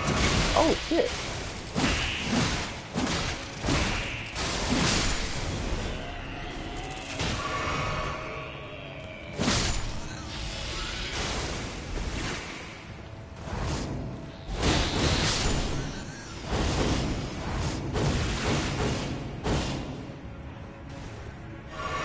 Okay, cool. Let me grab this. Ooh. Great Shield Talisman. Okay, nice.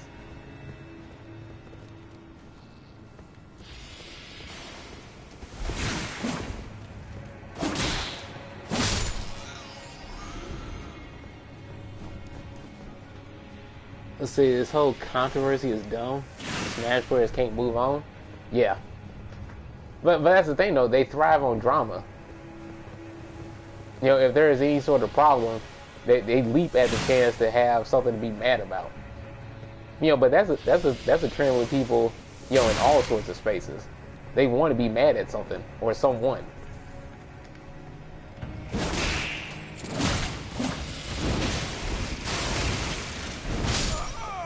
Like it doesn't matter who or what it is. As long as they have something to complain about, you know, something they can dogpile people over and feel like they're morally superior, then they're fine. That's what they thrive off of. And that just shows how sickening they are.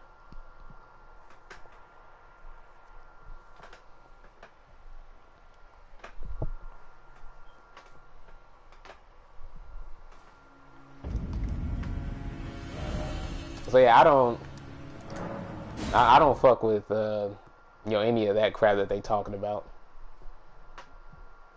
You know, it's whatever for me.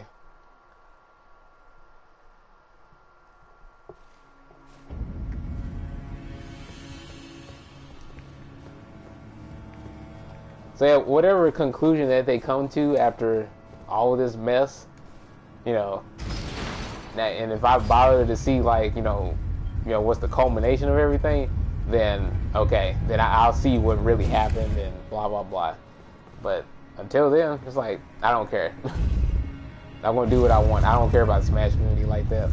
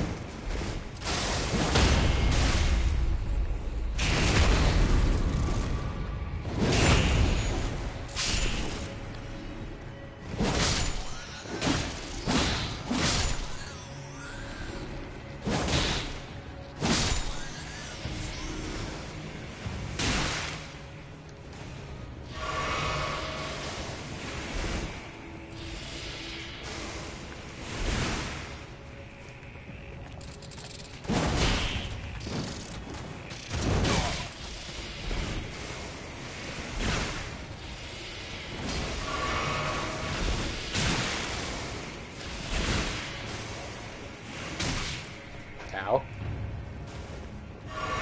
Wait, where's the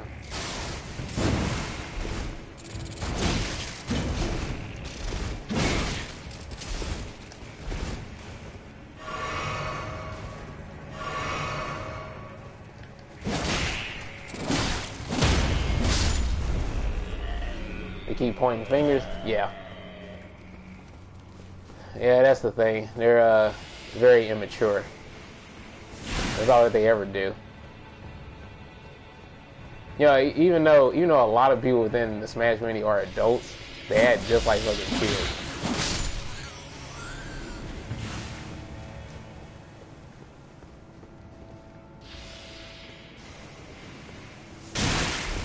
Ow.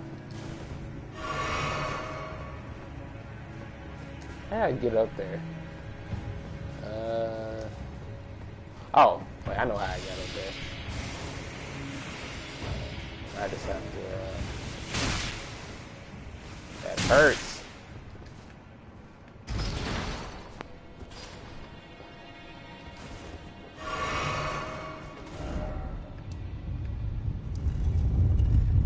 Oh wait, okay, now I can teleport. Let's go right here. They sure do act like it. So I'm not even wanting to explore what other games there are. Yeah. Yeah, just like we were talking about earlier. You know, one of their problems is, you know, Smash is the only game that exists to them. It's the only one that's actually good. It's the only game that's actually worth playing on the Switch, according to them. And you know, I always hate when I see comments of people saying that they only bought a Switch for a certain game. I was like, and I just look at that like, do you know how many fucking good games are on the Switch? Because apparently you don't. Like, let me name a few: Katana Zero, Astral Chain, any of the Blaster Master Zero games, the Mega Man Legacy collections, the Mega Man X Legacy collections, Mega Man Zero and ZX Remake, Bayonetta games, shit, Splatoon, Fire Emblem Three Houses. I'm not going to name Breath of the Wild because everybody knows about that. Octopath Traveler, Xenoblade games. Let's see, what else? Monster Hunter Generations Ultimate, Monster Hunter Rise. Let's see, what's another one? Oh, Hollow Knight.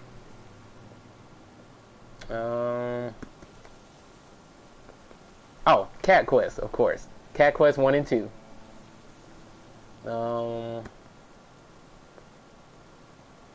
There's just so freaking many games on there. You know, and of course I have like 100 to 150 in my library. And it's like, bro, if you only buy a console for one game, then don't buy the fucking console. Because then you're going to have some stupid takes like, oh, the Switch has no games. It's like, well, what do you play on it?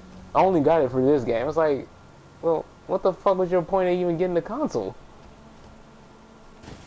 If you're not going to play anything else, then don't fucking spend your money.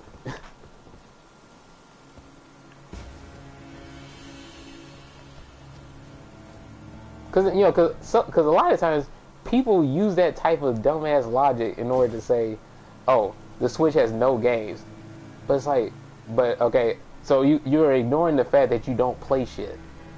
That's what it all comes down to. You're ignoring the fact that you don't play shit.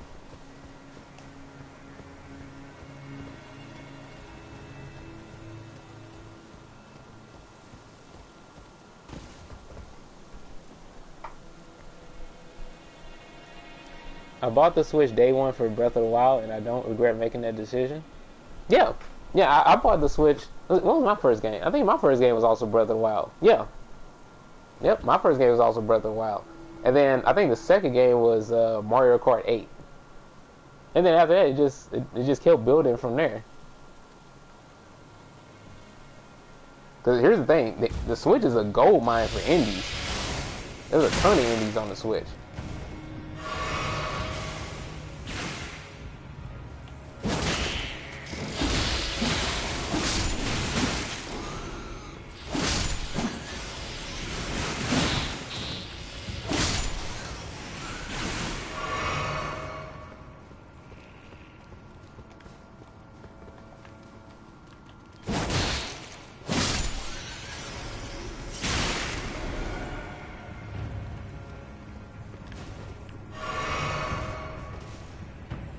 Mario Kart 8 is so good. Oh yeah, it was a lot of fun. And so many hidden gems, exactly. One of the hidden gems is, well, Katana Zero, like I mentioned. Another one is Gato or Bato.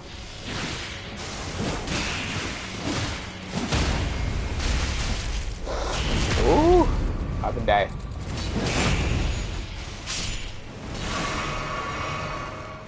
Oh, never mind. Should be good. Oh, got him. Don't worry, I see you.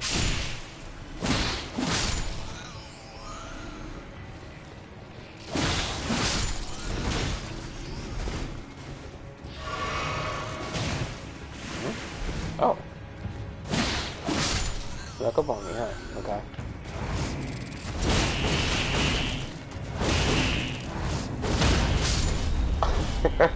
Good old waterfowl. Get wrecked. Alright, anyway. Hold up. Let me just turn on my Switch real quick. Just so I can name off some more.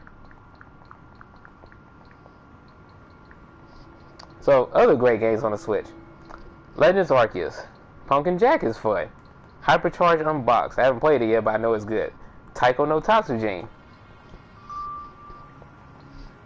Oh, Animal Crossing. Diablo 3. Let's see. Mario and Rabbids Kingdom Battle. Starlink Battle for Atlas. Oh, Azure Striker Gunvolt Striker Pack. Sinner Sacrifice for Redemption, which is a Souls-like. Daemon X Machina, Triangle Strategy. Bravely Default 2. Hyrule Warriors Age of Calamity. Shin Megami Tensei 5. Minecraft Dungeons. Let's see. Dust Diver. Tokyo Mirage Sessions Fire Emblem Encore. Vose. Spellbreak. Harvestella. Soundfall.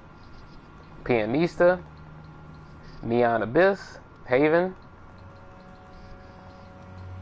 Let's see what else. Stardew Valley. Cult of the Lamb. Luminous Avenger Eeks and Luminous Avenger Eeks 2. Azure Striker 3. Kogan Sword of Rewind. Hunter X.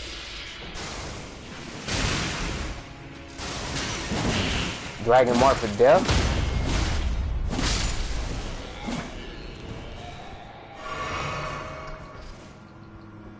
Let's see, what else? Metroid Dread, Kirby and the Forgotten Land, Ni no Kuni 1, Thumper, Cuphead, Indivisible. Shit, got the No More Heroes games on here. It's like Rome Factory 4 Special, Monster Hunter Stories 2. It's just like, get the fuck out of here. Anybody that tells me that the Switch has no games, you don't know shit.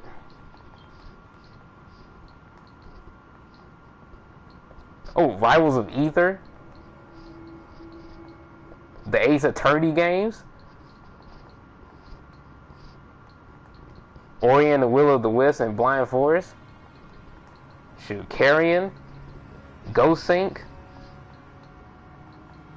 And where's that one game? I think it was called Flynn or something. Hold on, let me find it. Oh, Nexomine, Super Crush KO, Typo Man. Yeah, Flynn, Son of Crimson. Yeah, that one. Blasphemous, Eldest Souls, Haven Park, Evergate, Shakedown Hawaii.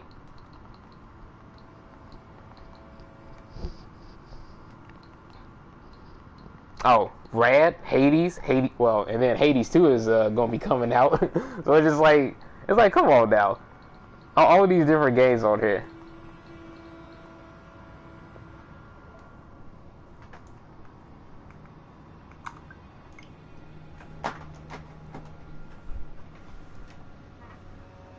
Final Fantasy, yep, Final Fantasy games. Oh yeah, Miitopia, yeah, that's another one.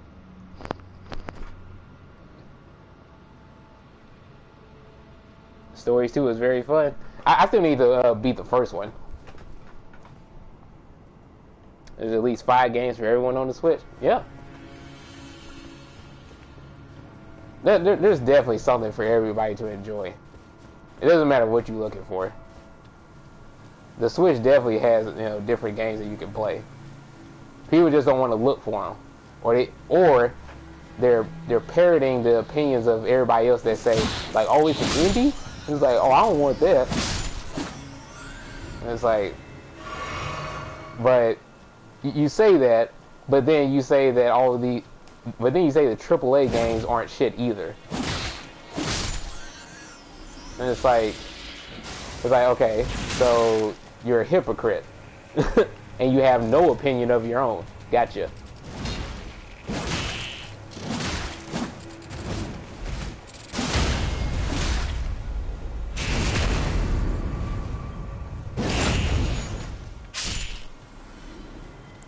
Hell, at this point, I'm just bullying these random enemies. I'm just kind of going around while I talk.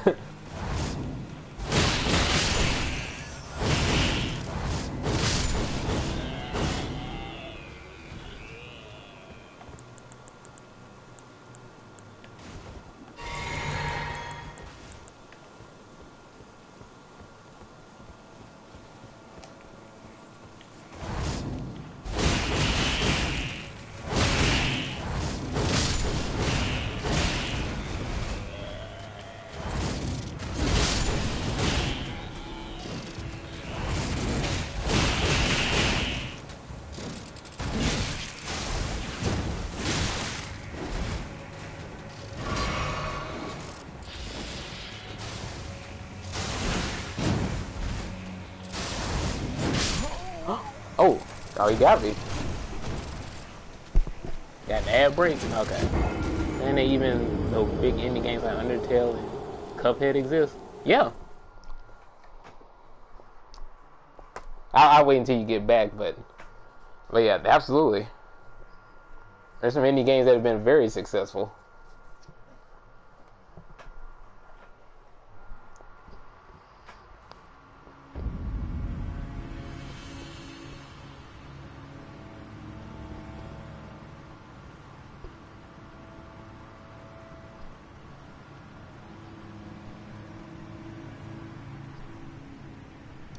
Welcome back.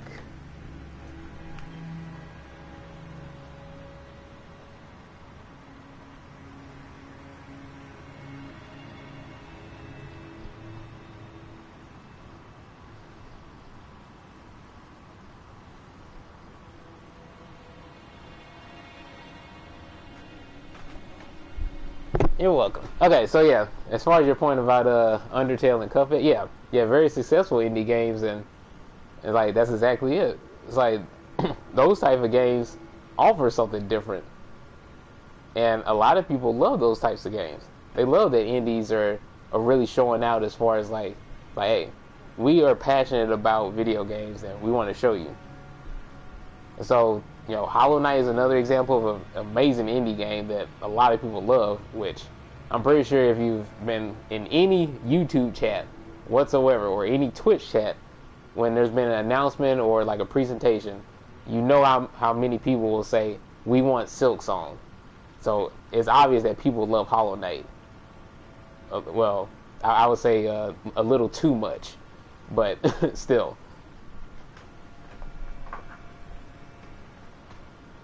But it's just like, look, I've said this before, but just explore things and play different games. That's all you have to do. It's the only thing that you have to do. That's what I did when I was growing up, and anybody else can do the same thing. Now look, never mind the constraints that you think that you might have, like, oh, I don't have enough money, I'm too poor for this. Like, okay, look, being poor is a temporary thing. You can change that. It's not something that's always going to be true. If you want to put in the effort for it, you don't have to worry about money. Now look, I understand not having money, believe me. But it's just like, if that's your only reason for not trying out different things, then look, someday you'll get there. But at least look into different stuff instead of using an excuse like that. Or any other excuse that you might have.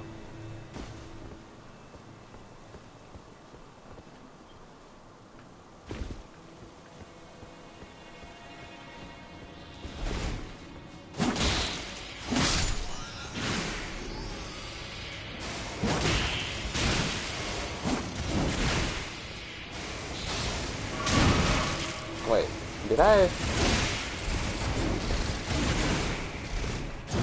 Oh wait, I did.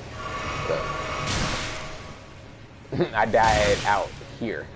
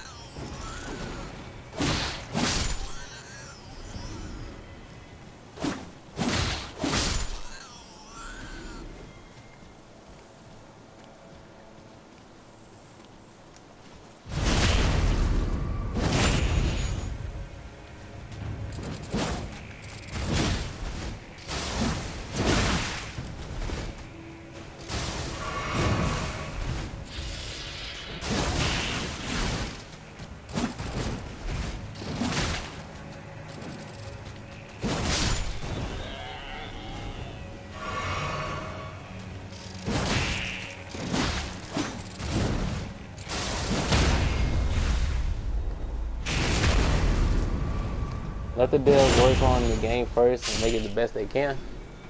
Yep. He said, "Where's Silk Song?" Yeah, that's what you hear all the time.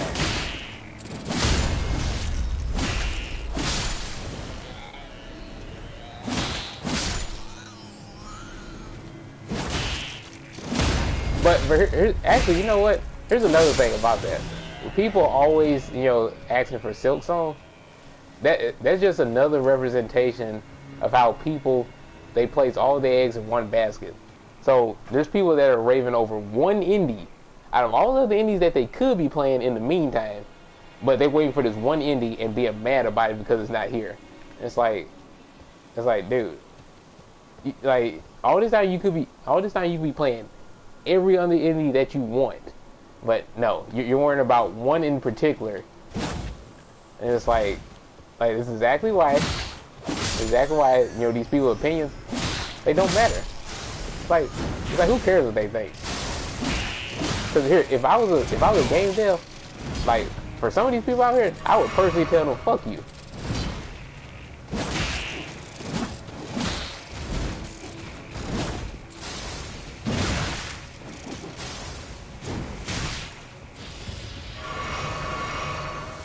Oh, here we go with the spamming.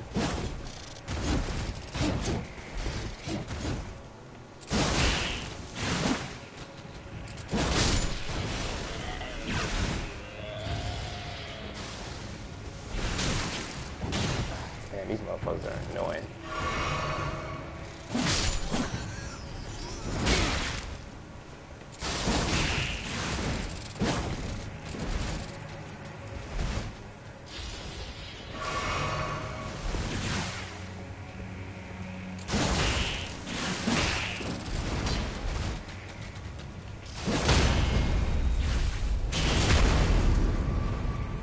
Being able to dodge them and just casually, like fight against them while I'm talking about this stuff is pretty funny. Now look, I might die again, 100%.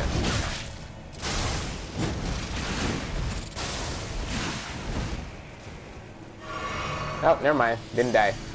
Got my runes back too. Oh, now I might die.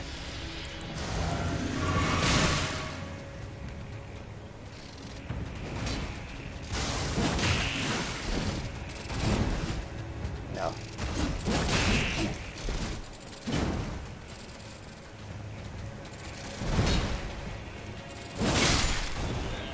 Okay.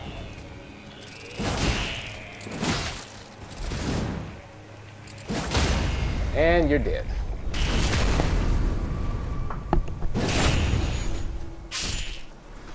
Okay, all of them are dead. No, wait, no, there's still some down here, but I ain't worried about that. Okay, let me go somewhere else. So, anyway, it's like, man, I'm just tired of all these freaking ignorant opinions about games. Cause I don't know if you were in the either the YouTube chats or Twitch chat or whatever when you were watching the Game Awards, but the amount of people just saying, just all sorts of negative crap about every game that was being reviewed. It's like, dude, y'all don't play anything, and you don't appreciate anything either. And remember when I showed you that tweet from HBox, and I was like, do I even need to explain how ignorant this sounds? And it's like, you don't play anything else, but yet you think you have the ability. You think you have the ability to make an opinion about the gaming industry now. It's like, dude, how about you explore stuff first, then come back and say that? If you still want to say that, then okay. We can argue about it as much as you want to, but at least in that case, at least you would have experienced things. But if you still feel that way, it's like okay. But saying this when you don't have any experience whatsoever, it's like, what the fuck, man? It's like being a fucking artist, and you have some random nobody telling you like, oh, your art looks the same as everybody else's, and it's like who the fuck are you? an art critic could tell you, you know, what's actually unique about your art. But some random person that doesn't know shit, it's like they ain't gonna be able to tell you anything.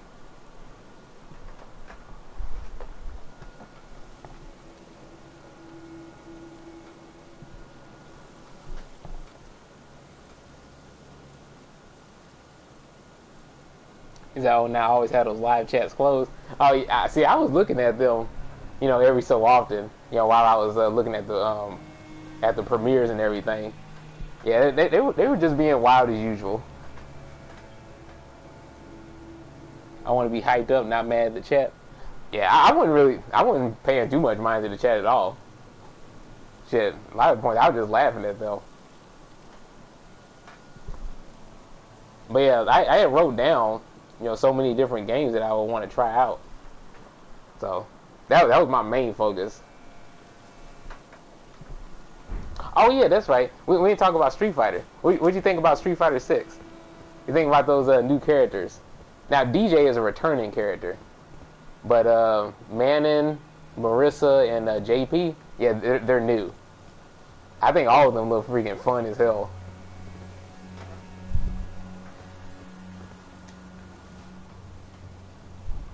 Yeah, I actually I want to see some more footage, you know, whenever it's available, because so far it's looking pretty fun. Especially there was one part where they were showing, like, you can have like a 2v2. You know, you can have like 4 players in on a screen, and it's like, oh, I've never seen that before.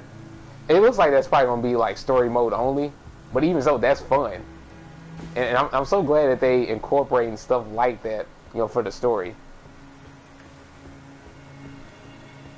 Because Street Fighter really is trying to become like its own identity, finally. You know, because Street Fighter always seems to go through like an identity crisis, you know, throughout all the games. Like they don't know what they really want to do. Seems like this time they finally got a formula figured out.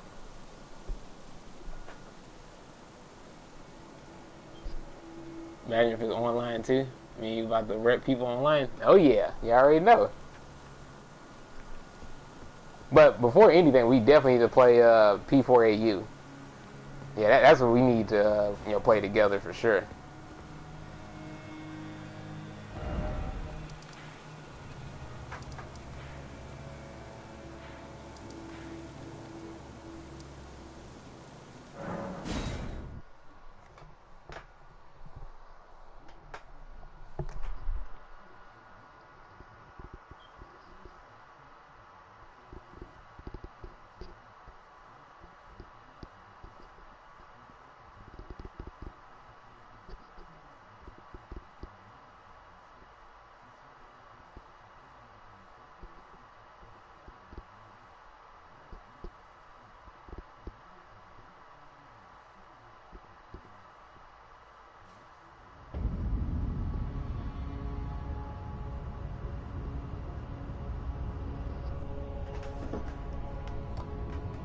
Ah, the throne.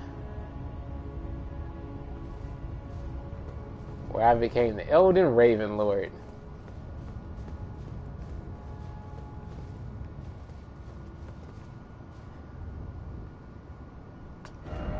Wonderful.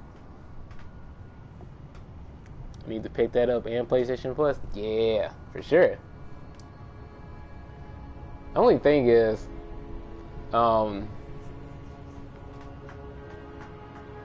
let's see. So you have Scarlet Nexus and wait, what was the other games that you had got? I know you got Persona 5 Royal as well, right?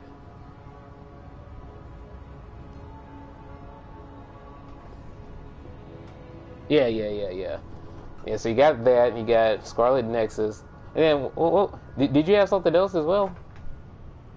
I had to make sure that was my first game. Yeah, absolutely. Man, you're going to be able to experience this on the PS5. That's legendary. Oh, yeah, 13 Sentinels. Yeah, that's right. See, that's really cool. So, hell, you're gonna have a great time. you're gonna have plenty of content to get through as well. Yeah, because all three of those are gonna take time to play through. So you definitely get your money's worth. Okay, okay.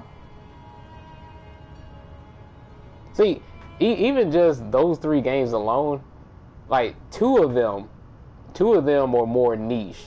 A lot of people don't know about them. Which the two I'm talking about are Scarlet Nexus and 13 Sentinels. 13 Sentinels is the one that's the most unknown, as far as like the general population. A lot of people don't know about that game.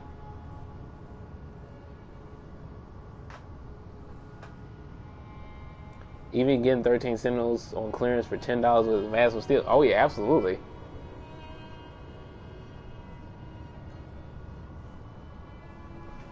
So it's just like, either way, I saw this store and nearly screamed how good that deal was.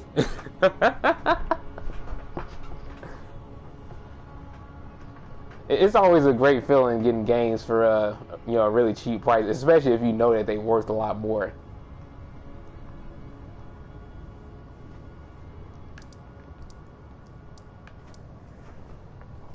So the thing is, yeah, once you start playing through those, yeah, just keep in contact with me about like what you think about them, how your playthrough is going, especially on Persona. Definitely keep me posted on that. Since that's my favorite game. Yeah, just let me know how your confidants are shaping up. How you balancing out your social stats and all of that. It'll be nice to know what choices that you're making.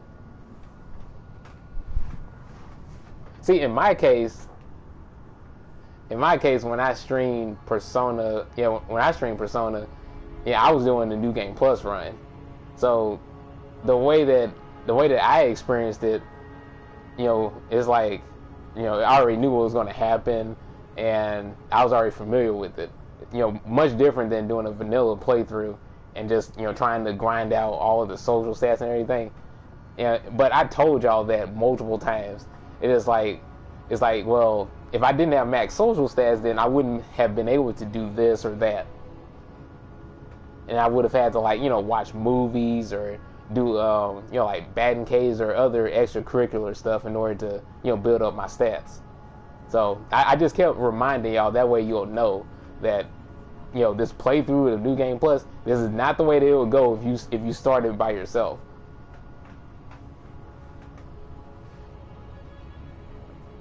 And plus the exorbitant amount of money I had too, because I had millions of yen.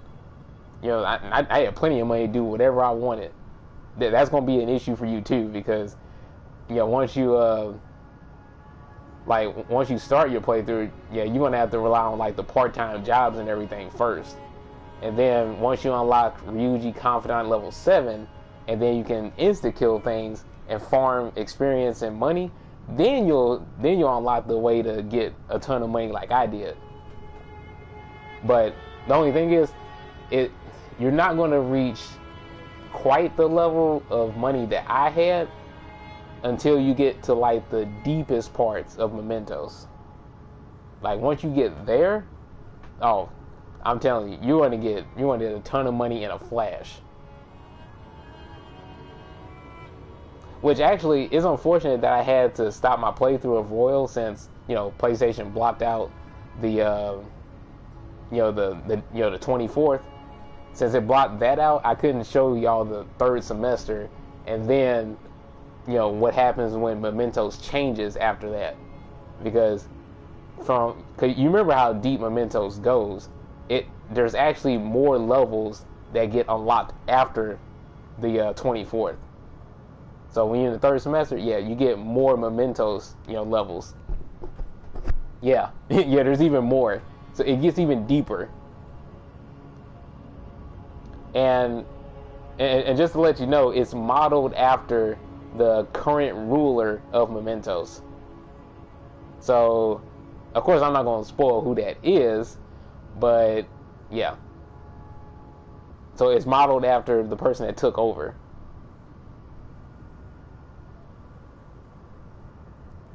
Oh, and plus, and naturally, the music gets better too. So that's the thing. It's like once you get down to those depths, oh, like not only are you seeing like the top tier, demons and everything, but you're also getting like the max amount of experience and money that you could possibly get in the game from grinding Ryuji level 7.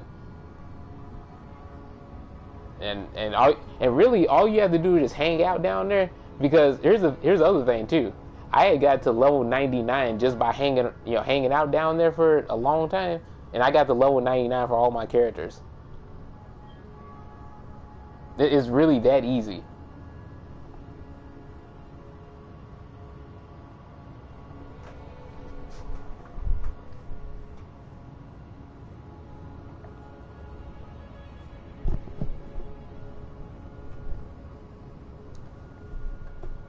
So yeah.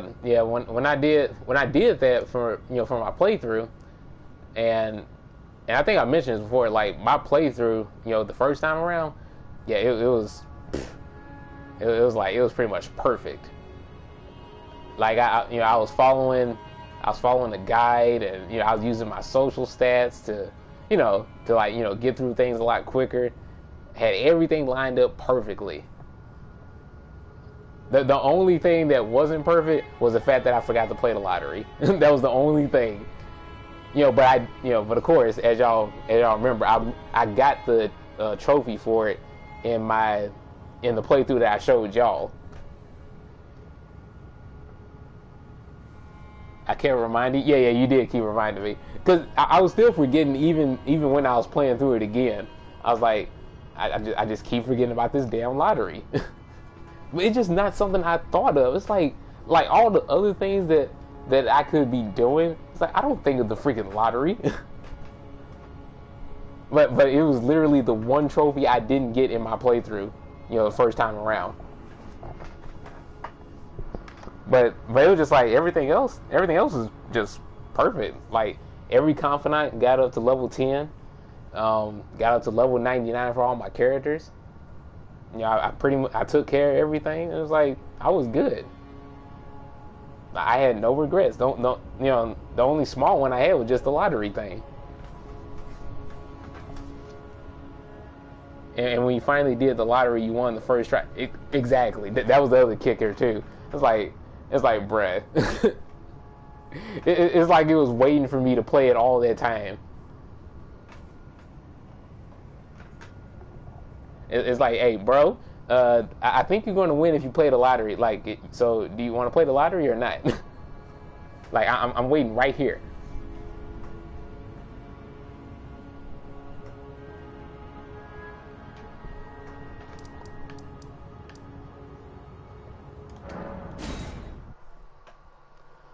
So yeah, it's a wonderful thing just thinking about all the games that I've beaten on stream, and having all these hype moments. It's been wonderful.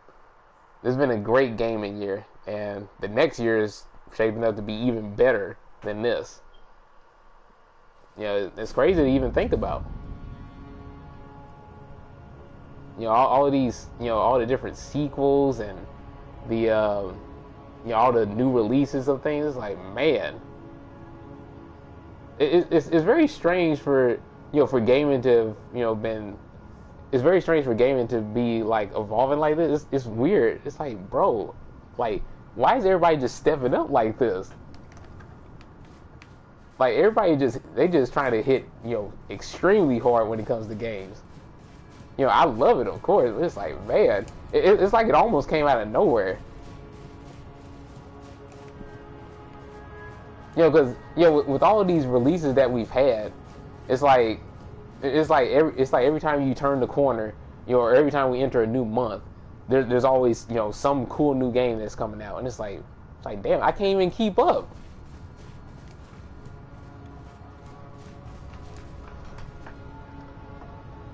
How long has it been since the end of P-Frog Royal? I don't know. That's a good question. Yeah, I definitely don't remember. I know it's been some months for sure. Especially considering the fact that Strikers, you know, since I took a long break from Strikers, since I couldn't stream the end of it, which I still hate that too. It's like, why can't I stream the end of Strikers, man? It's like, I want people to see this.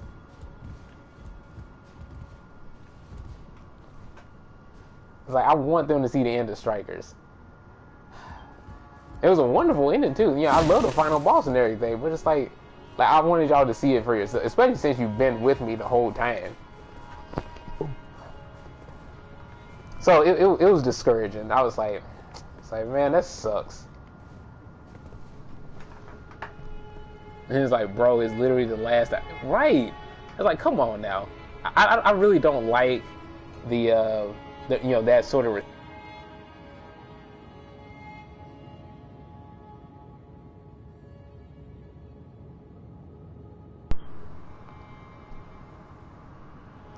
oh, sorry about that. My controller just kind of flickered out there. Okay, it should be good now. But oh, hey, Bobachino, how you doing?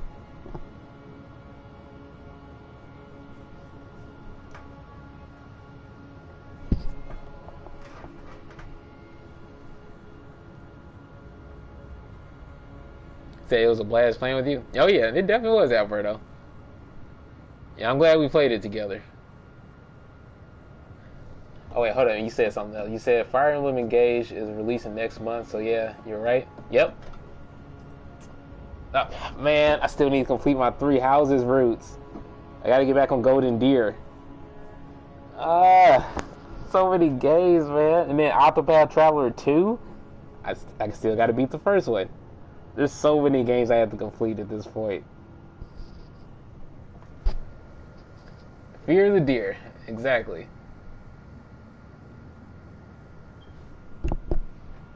But yeah, Bobachino, what's up?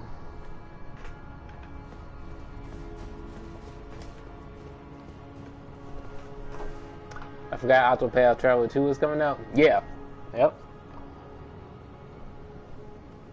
It's just like, aside from those games, it's like I just have so many in my backlog. I don't know how I'm going to get through them all, but I will eventually. Yeah, and I've been knocking out games gradually. Like recently completing Tales of Arise, and I'm close to beating the second half of Scarlet Nexus, so that'll be done too. But it's just like, man.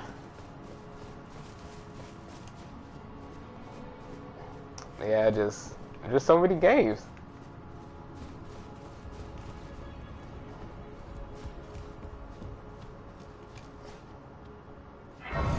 Wait, what? I've never gotten this one? Bro, wait, hold up. Where am I?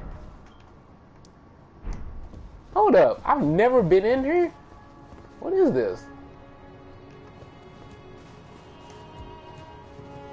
That is weird. I guess I just missed this one then. Okay. Wait, hold up. Wait, that doesn't make any sense. I could have sworn I've been in this area before. Because I remember this. No, hold up. Why is this not lit up? That is weird. I could have sworn I've gotten here before.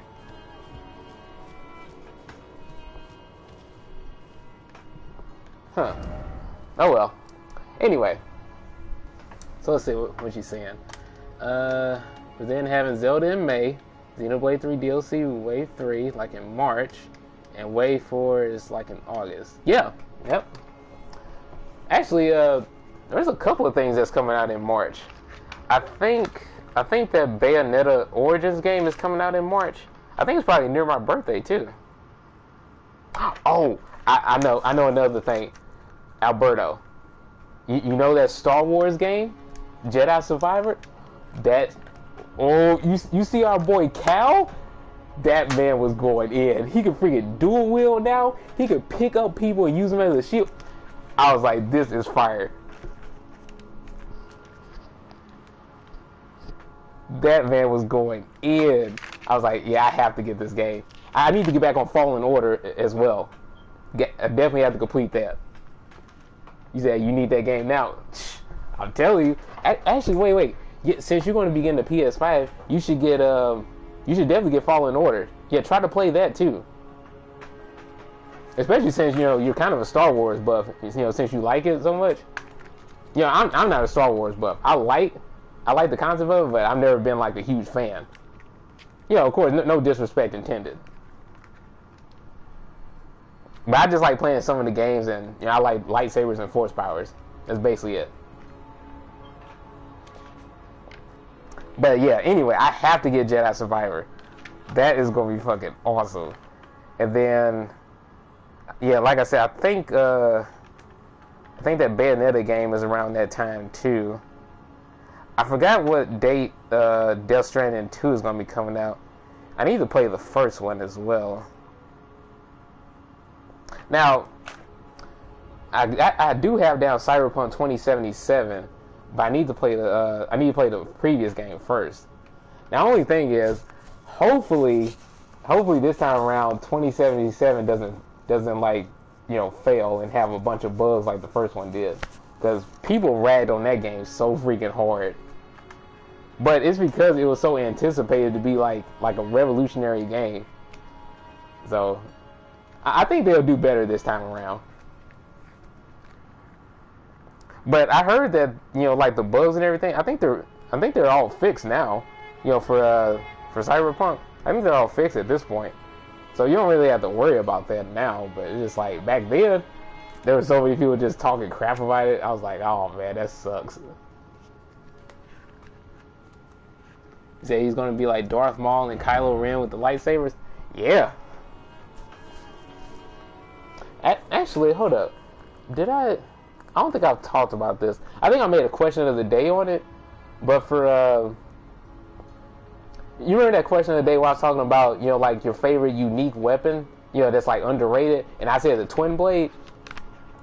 Okay, so the twin blade, it's like one of those weapons where you think it wouldn't work, in real life or whatever, but it's so freaking cool. And Darth Maul, he makes it look, pretty efficient. He makes it like a very scary weapon to deal with. And so, I've seen the twin blade in like a few games, like throughout the years. And there's been certain characters that I loved, like Judge Gabron from Final Fantasy 12. That dude is, I'm telling you, that dude's a freaking badass. If you want to think of a twin blade user that's freaking goated with it, he's one of them. Because in his case, he can actually split it into dual swords. See, and I think that would be my ideal way of using the twin blade. I would want one that can separate. And another person that can do the same thing is a character in Soul Calibur 6 named Gro. He has a twin blade, and he can separate his into two swords. I don't know if you remember him, but yeah, he can do that too. So it's just like twin blade is just one of those weird weapons where if you think about it, it's kind of like a long sword, but also like a spear in a sense. It's like a weird hybrid of the two. Except the way that you hold it is not what you would really expect, and then the way that you wield it is like it makes you. It makes it so you have to attack from like unexpected angles. So that's what makes it intimidating for people.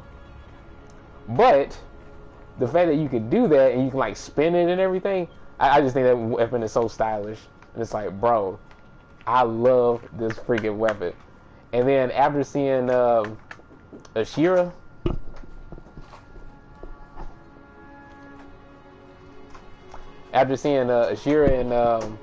in Xenoblade 3, man, I'm just like, you know what? I have to give Twin Blade its props. It's an amazing weapon. You said you need to have a flow with the dual blades? Yeah, you do.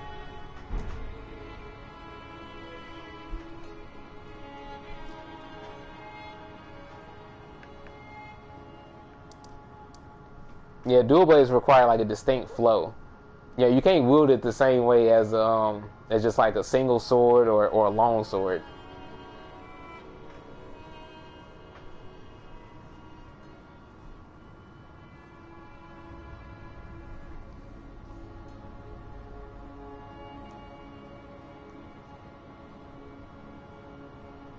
And see, and the thing about the twin blade, actually, I did say long sword, a spear. There's another weapon that it does have the advantages of. It also has the advantage of like dual swords because it's two blades. And it's like for a twin blade, you have to understand that you can attack multiple people. It's great for crowds, just like dual blades.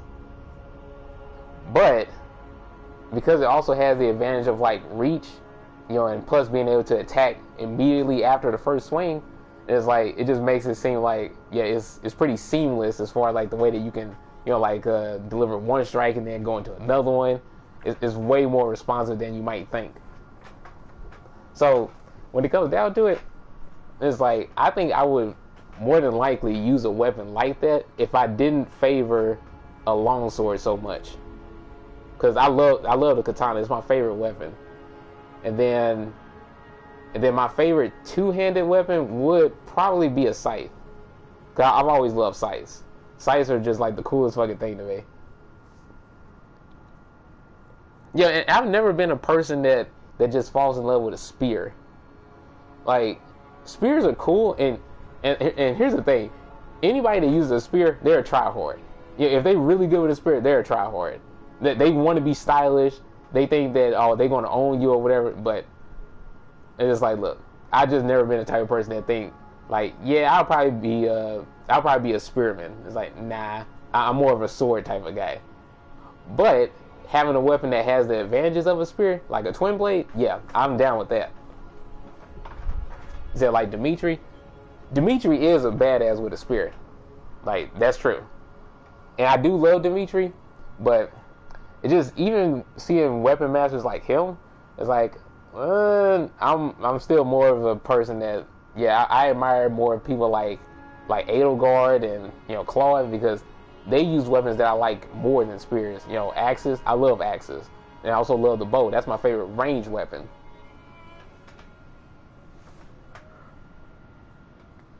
You said even if you whiff, you can follow up. Yep.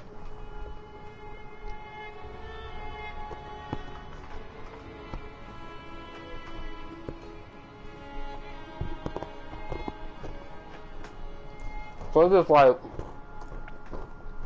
I got some cookies. Okay. So it's just like for twin blade, another really cool thing about it is that you can spin it. You can spin it like a spear.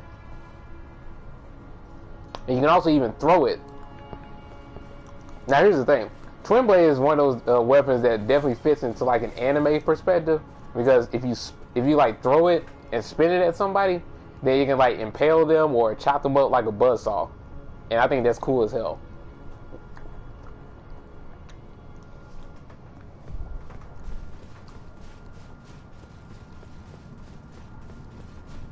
Now look, I don't know why I went off on a tangent about wait, hold up. Oh, never mind. Okay, I think I understand. When the world changed, that's what's going on. When the world changed after burning the Eric tree, I understand what's going on. That's why I have to relight the graces, that are here. Yeah, that makes sense, because the enemies that were here, they're not here anymore. Yeah, now I get it. Yeah, see, there was a path right here, and there's a drop down point. Because I remember this sandy area, but I just never been at that one part where I had to, like that grace. I just had to pretty much go straight through here and, go to the next boss or whatever. So that explains that.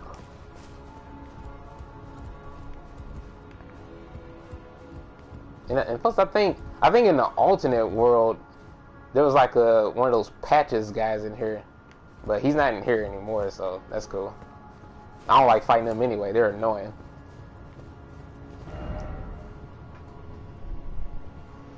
Let's see, Xenoblade 3 is really effective because even if your weapon goes far away from you, like thrown, you can deactivate it so you can have it at your disposal again. Oh yeah, that is true. When you have weapons where you can like store them in a pocket dimension, that's always way better than carrying it yourself. Am I on New Game Plus? No, I'm not. I haven't started it yet. I just been going around doing different stuff at random, just chilling out. I wanted to play Elden Ring today because I wanted to celebrate the fact that it won.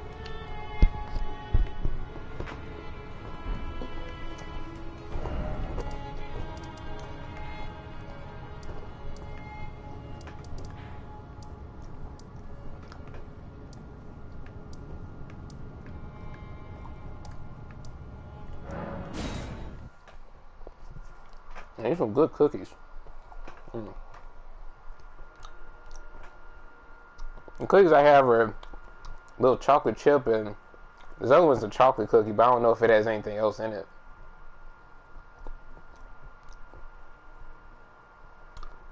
Yeah, pretty tasty.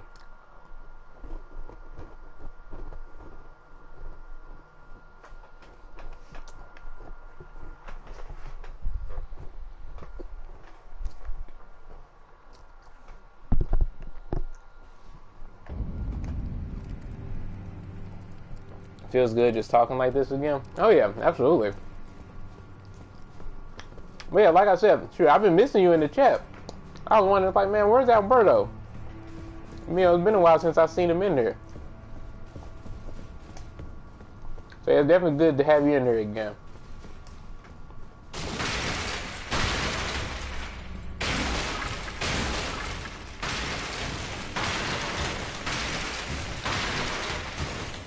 Hey, look at that. There was somebody doing the exact same thing as me.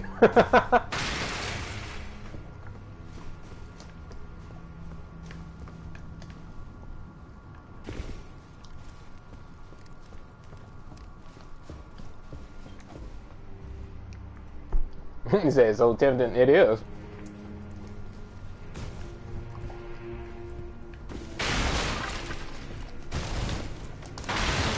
You know, sometimes you just want to break shit. That's all.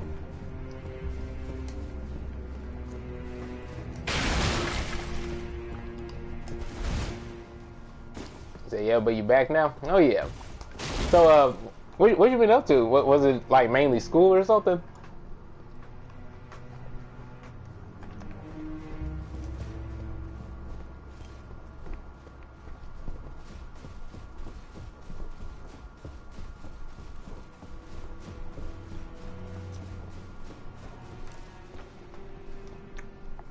Schoolwork with a science fair? Oh, okay. Wait, did you enter in it? And if you did, what did you make?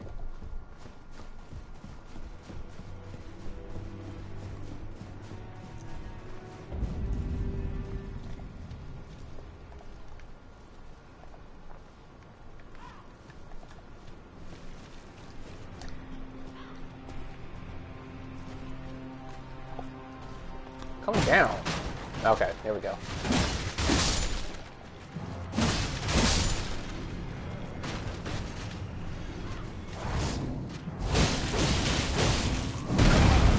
Ow.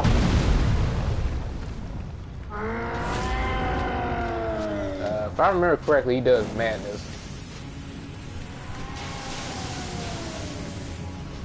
Yep, he does. Okay.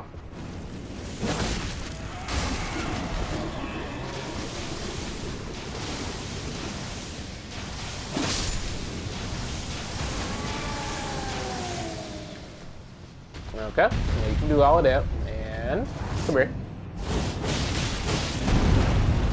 Oh.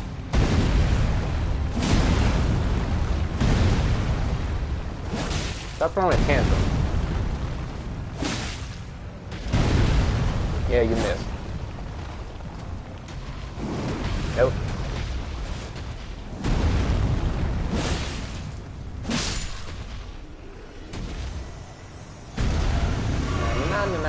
Nah. Okay.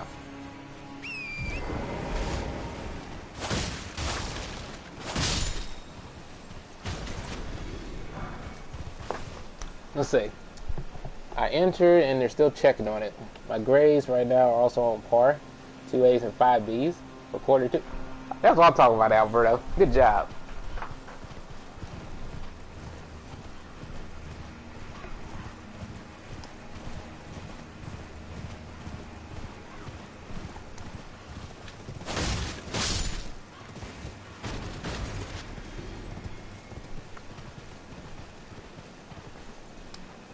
Thank you, thank you. You don't catch me slacking?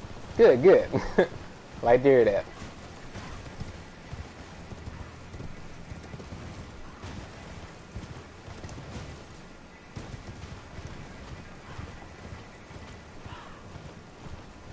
You know, since it's been such a long time, we should play some... Oh, no. I freaking hate those. No. Okay, hold on. Let me get off this damn horse. Bring your ass on.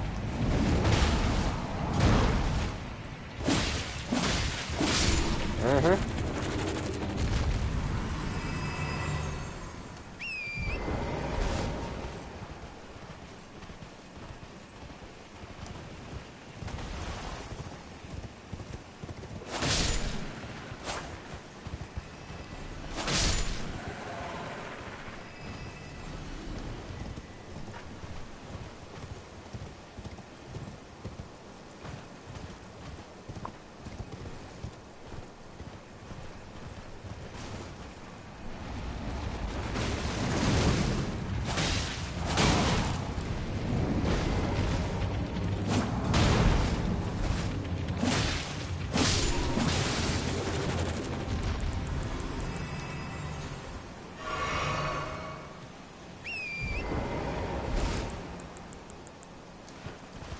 There you go. Feel better, Torrent?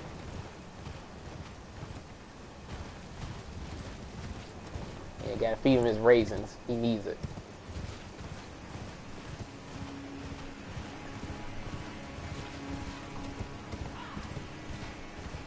Now, you know what? You know it's been a while since I fought them damn things. Where are those, hold up. Where are those giant machines? The one with the Giza wheels.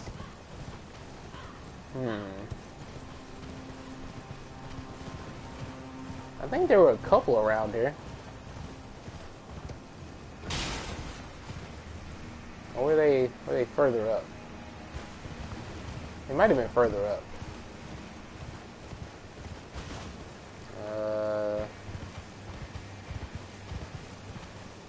Let's see. What was the pathway to get up there? I think there was... Wasn't there a ladder somewhere?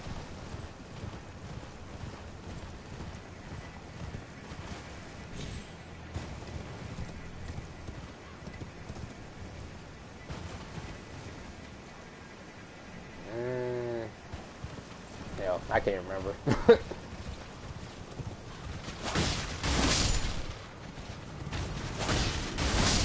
Oh, me and something. You. Alright. Let me see if I can kill him. Nah, I can't. Crap. I'm about to kill his ass before I got summoned.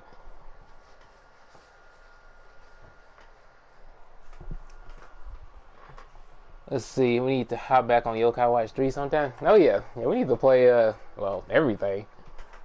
Play that, play, Ni no Kuni. I don't know if you completed Xenoblade 3 yet. You might have. But I need to catch up to you on that. We need to play SMT 5 again. What else?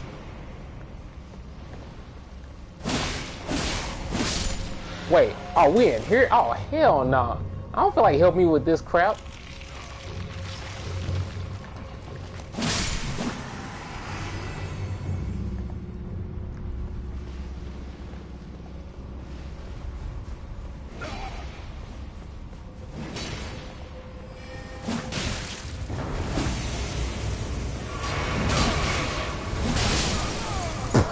Damn.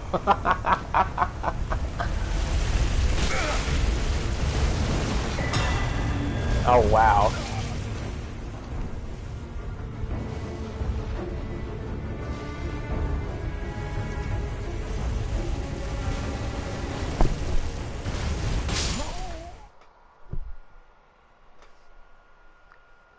"13 side quests I have left in the game." Oh, okay. Wait, what chapter are you on? Are you still on 6 or are you on 7 now?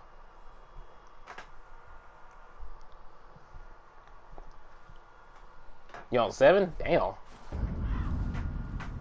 Yeah, I'm still on chapter 5. So I gotta get back to playing that. I forgot what I'm supposed to be doing. I don't know if it's like, exploring the city or something like that. Yeah, it might have been that. So, once I get back on it, then yeah, I'll let you know. And then, I think there's another game I'm forgetting about.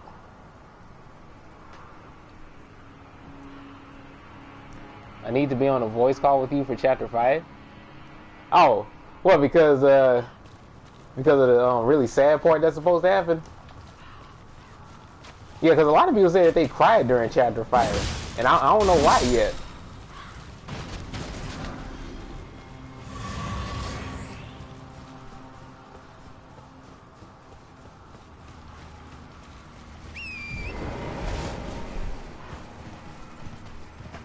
You said you cried hard? Oh, wow. That's not something that you would say easily. Well, hell, now I'm kind of worried. Not that I'm worried about crying, because, of course everybody's teared up at something. But if it was that impactful, then I'm curious to find out what it is.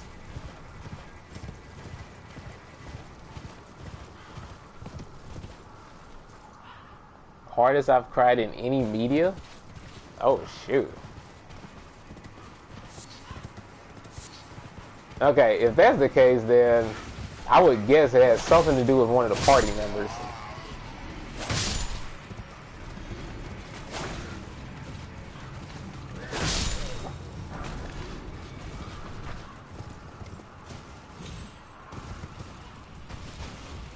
You ain't saying nothing? Yeah, that's good. Oh, he's dead.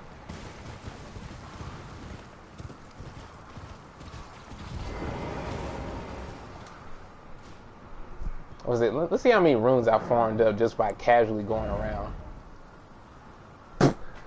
Okay, Albert, now you see this? Remember earlier in the stream I lost like 127k?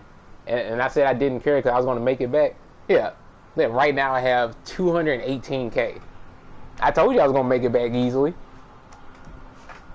And I'm just going around doing stuff while I was talking the whole time. So let's see, what am I going to upgrade this time?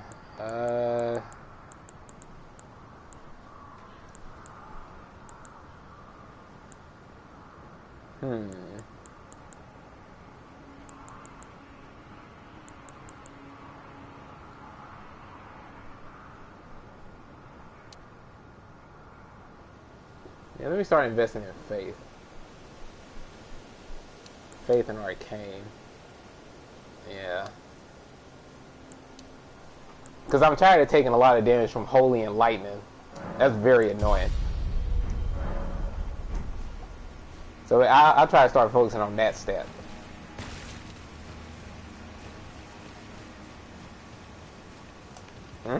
Oh, there we go. Nope. Nope.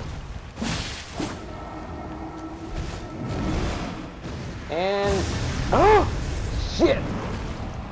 Oh, you missed. You trash.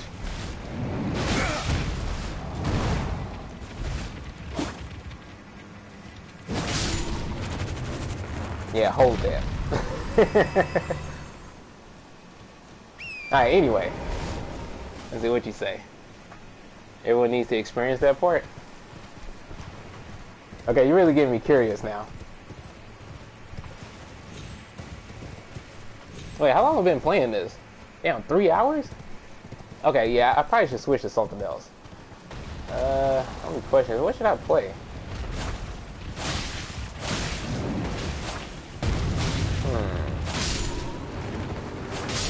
I might save Sonic Frontiers for tomorrow. That way I can play like, you know, Mania, Colors, and Frontiers. You know, like I did for the last time I did it, so I can have a Sonic day. So I'll probably say that for tomorrow. Yeah. Sonic Saturday. Yeah, that'd be perfect. And then, for right now, I don't know.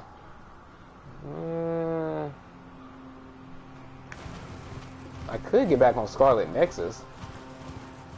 And then, since I'm in a talkative mood right now, it would be perfect because I do tend to talk a lot when I play Scarlet Nexus. So that could work.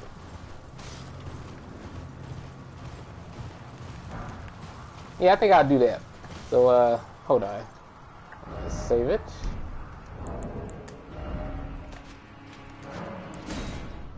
Yeah, I'll switch over to that.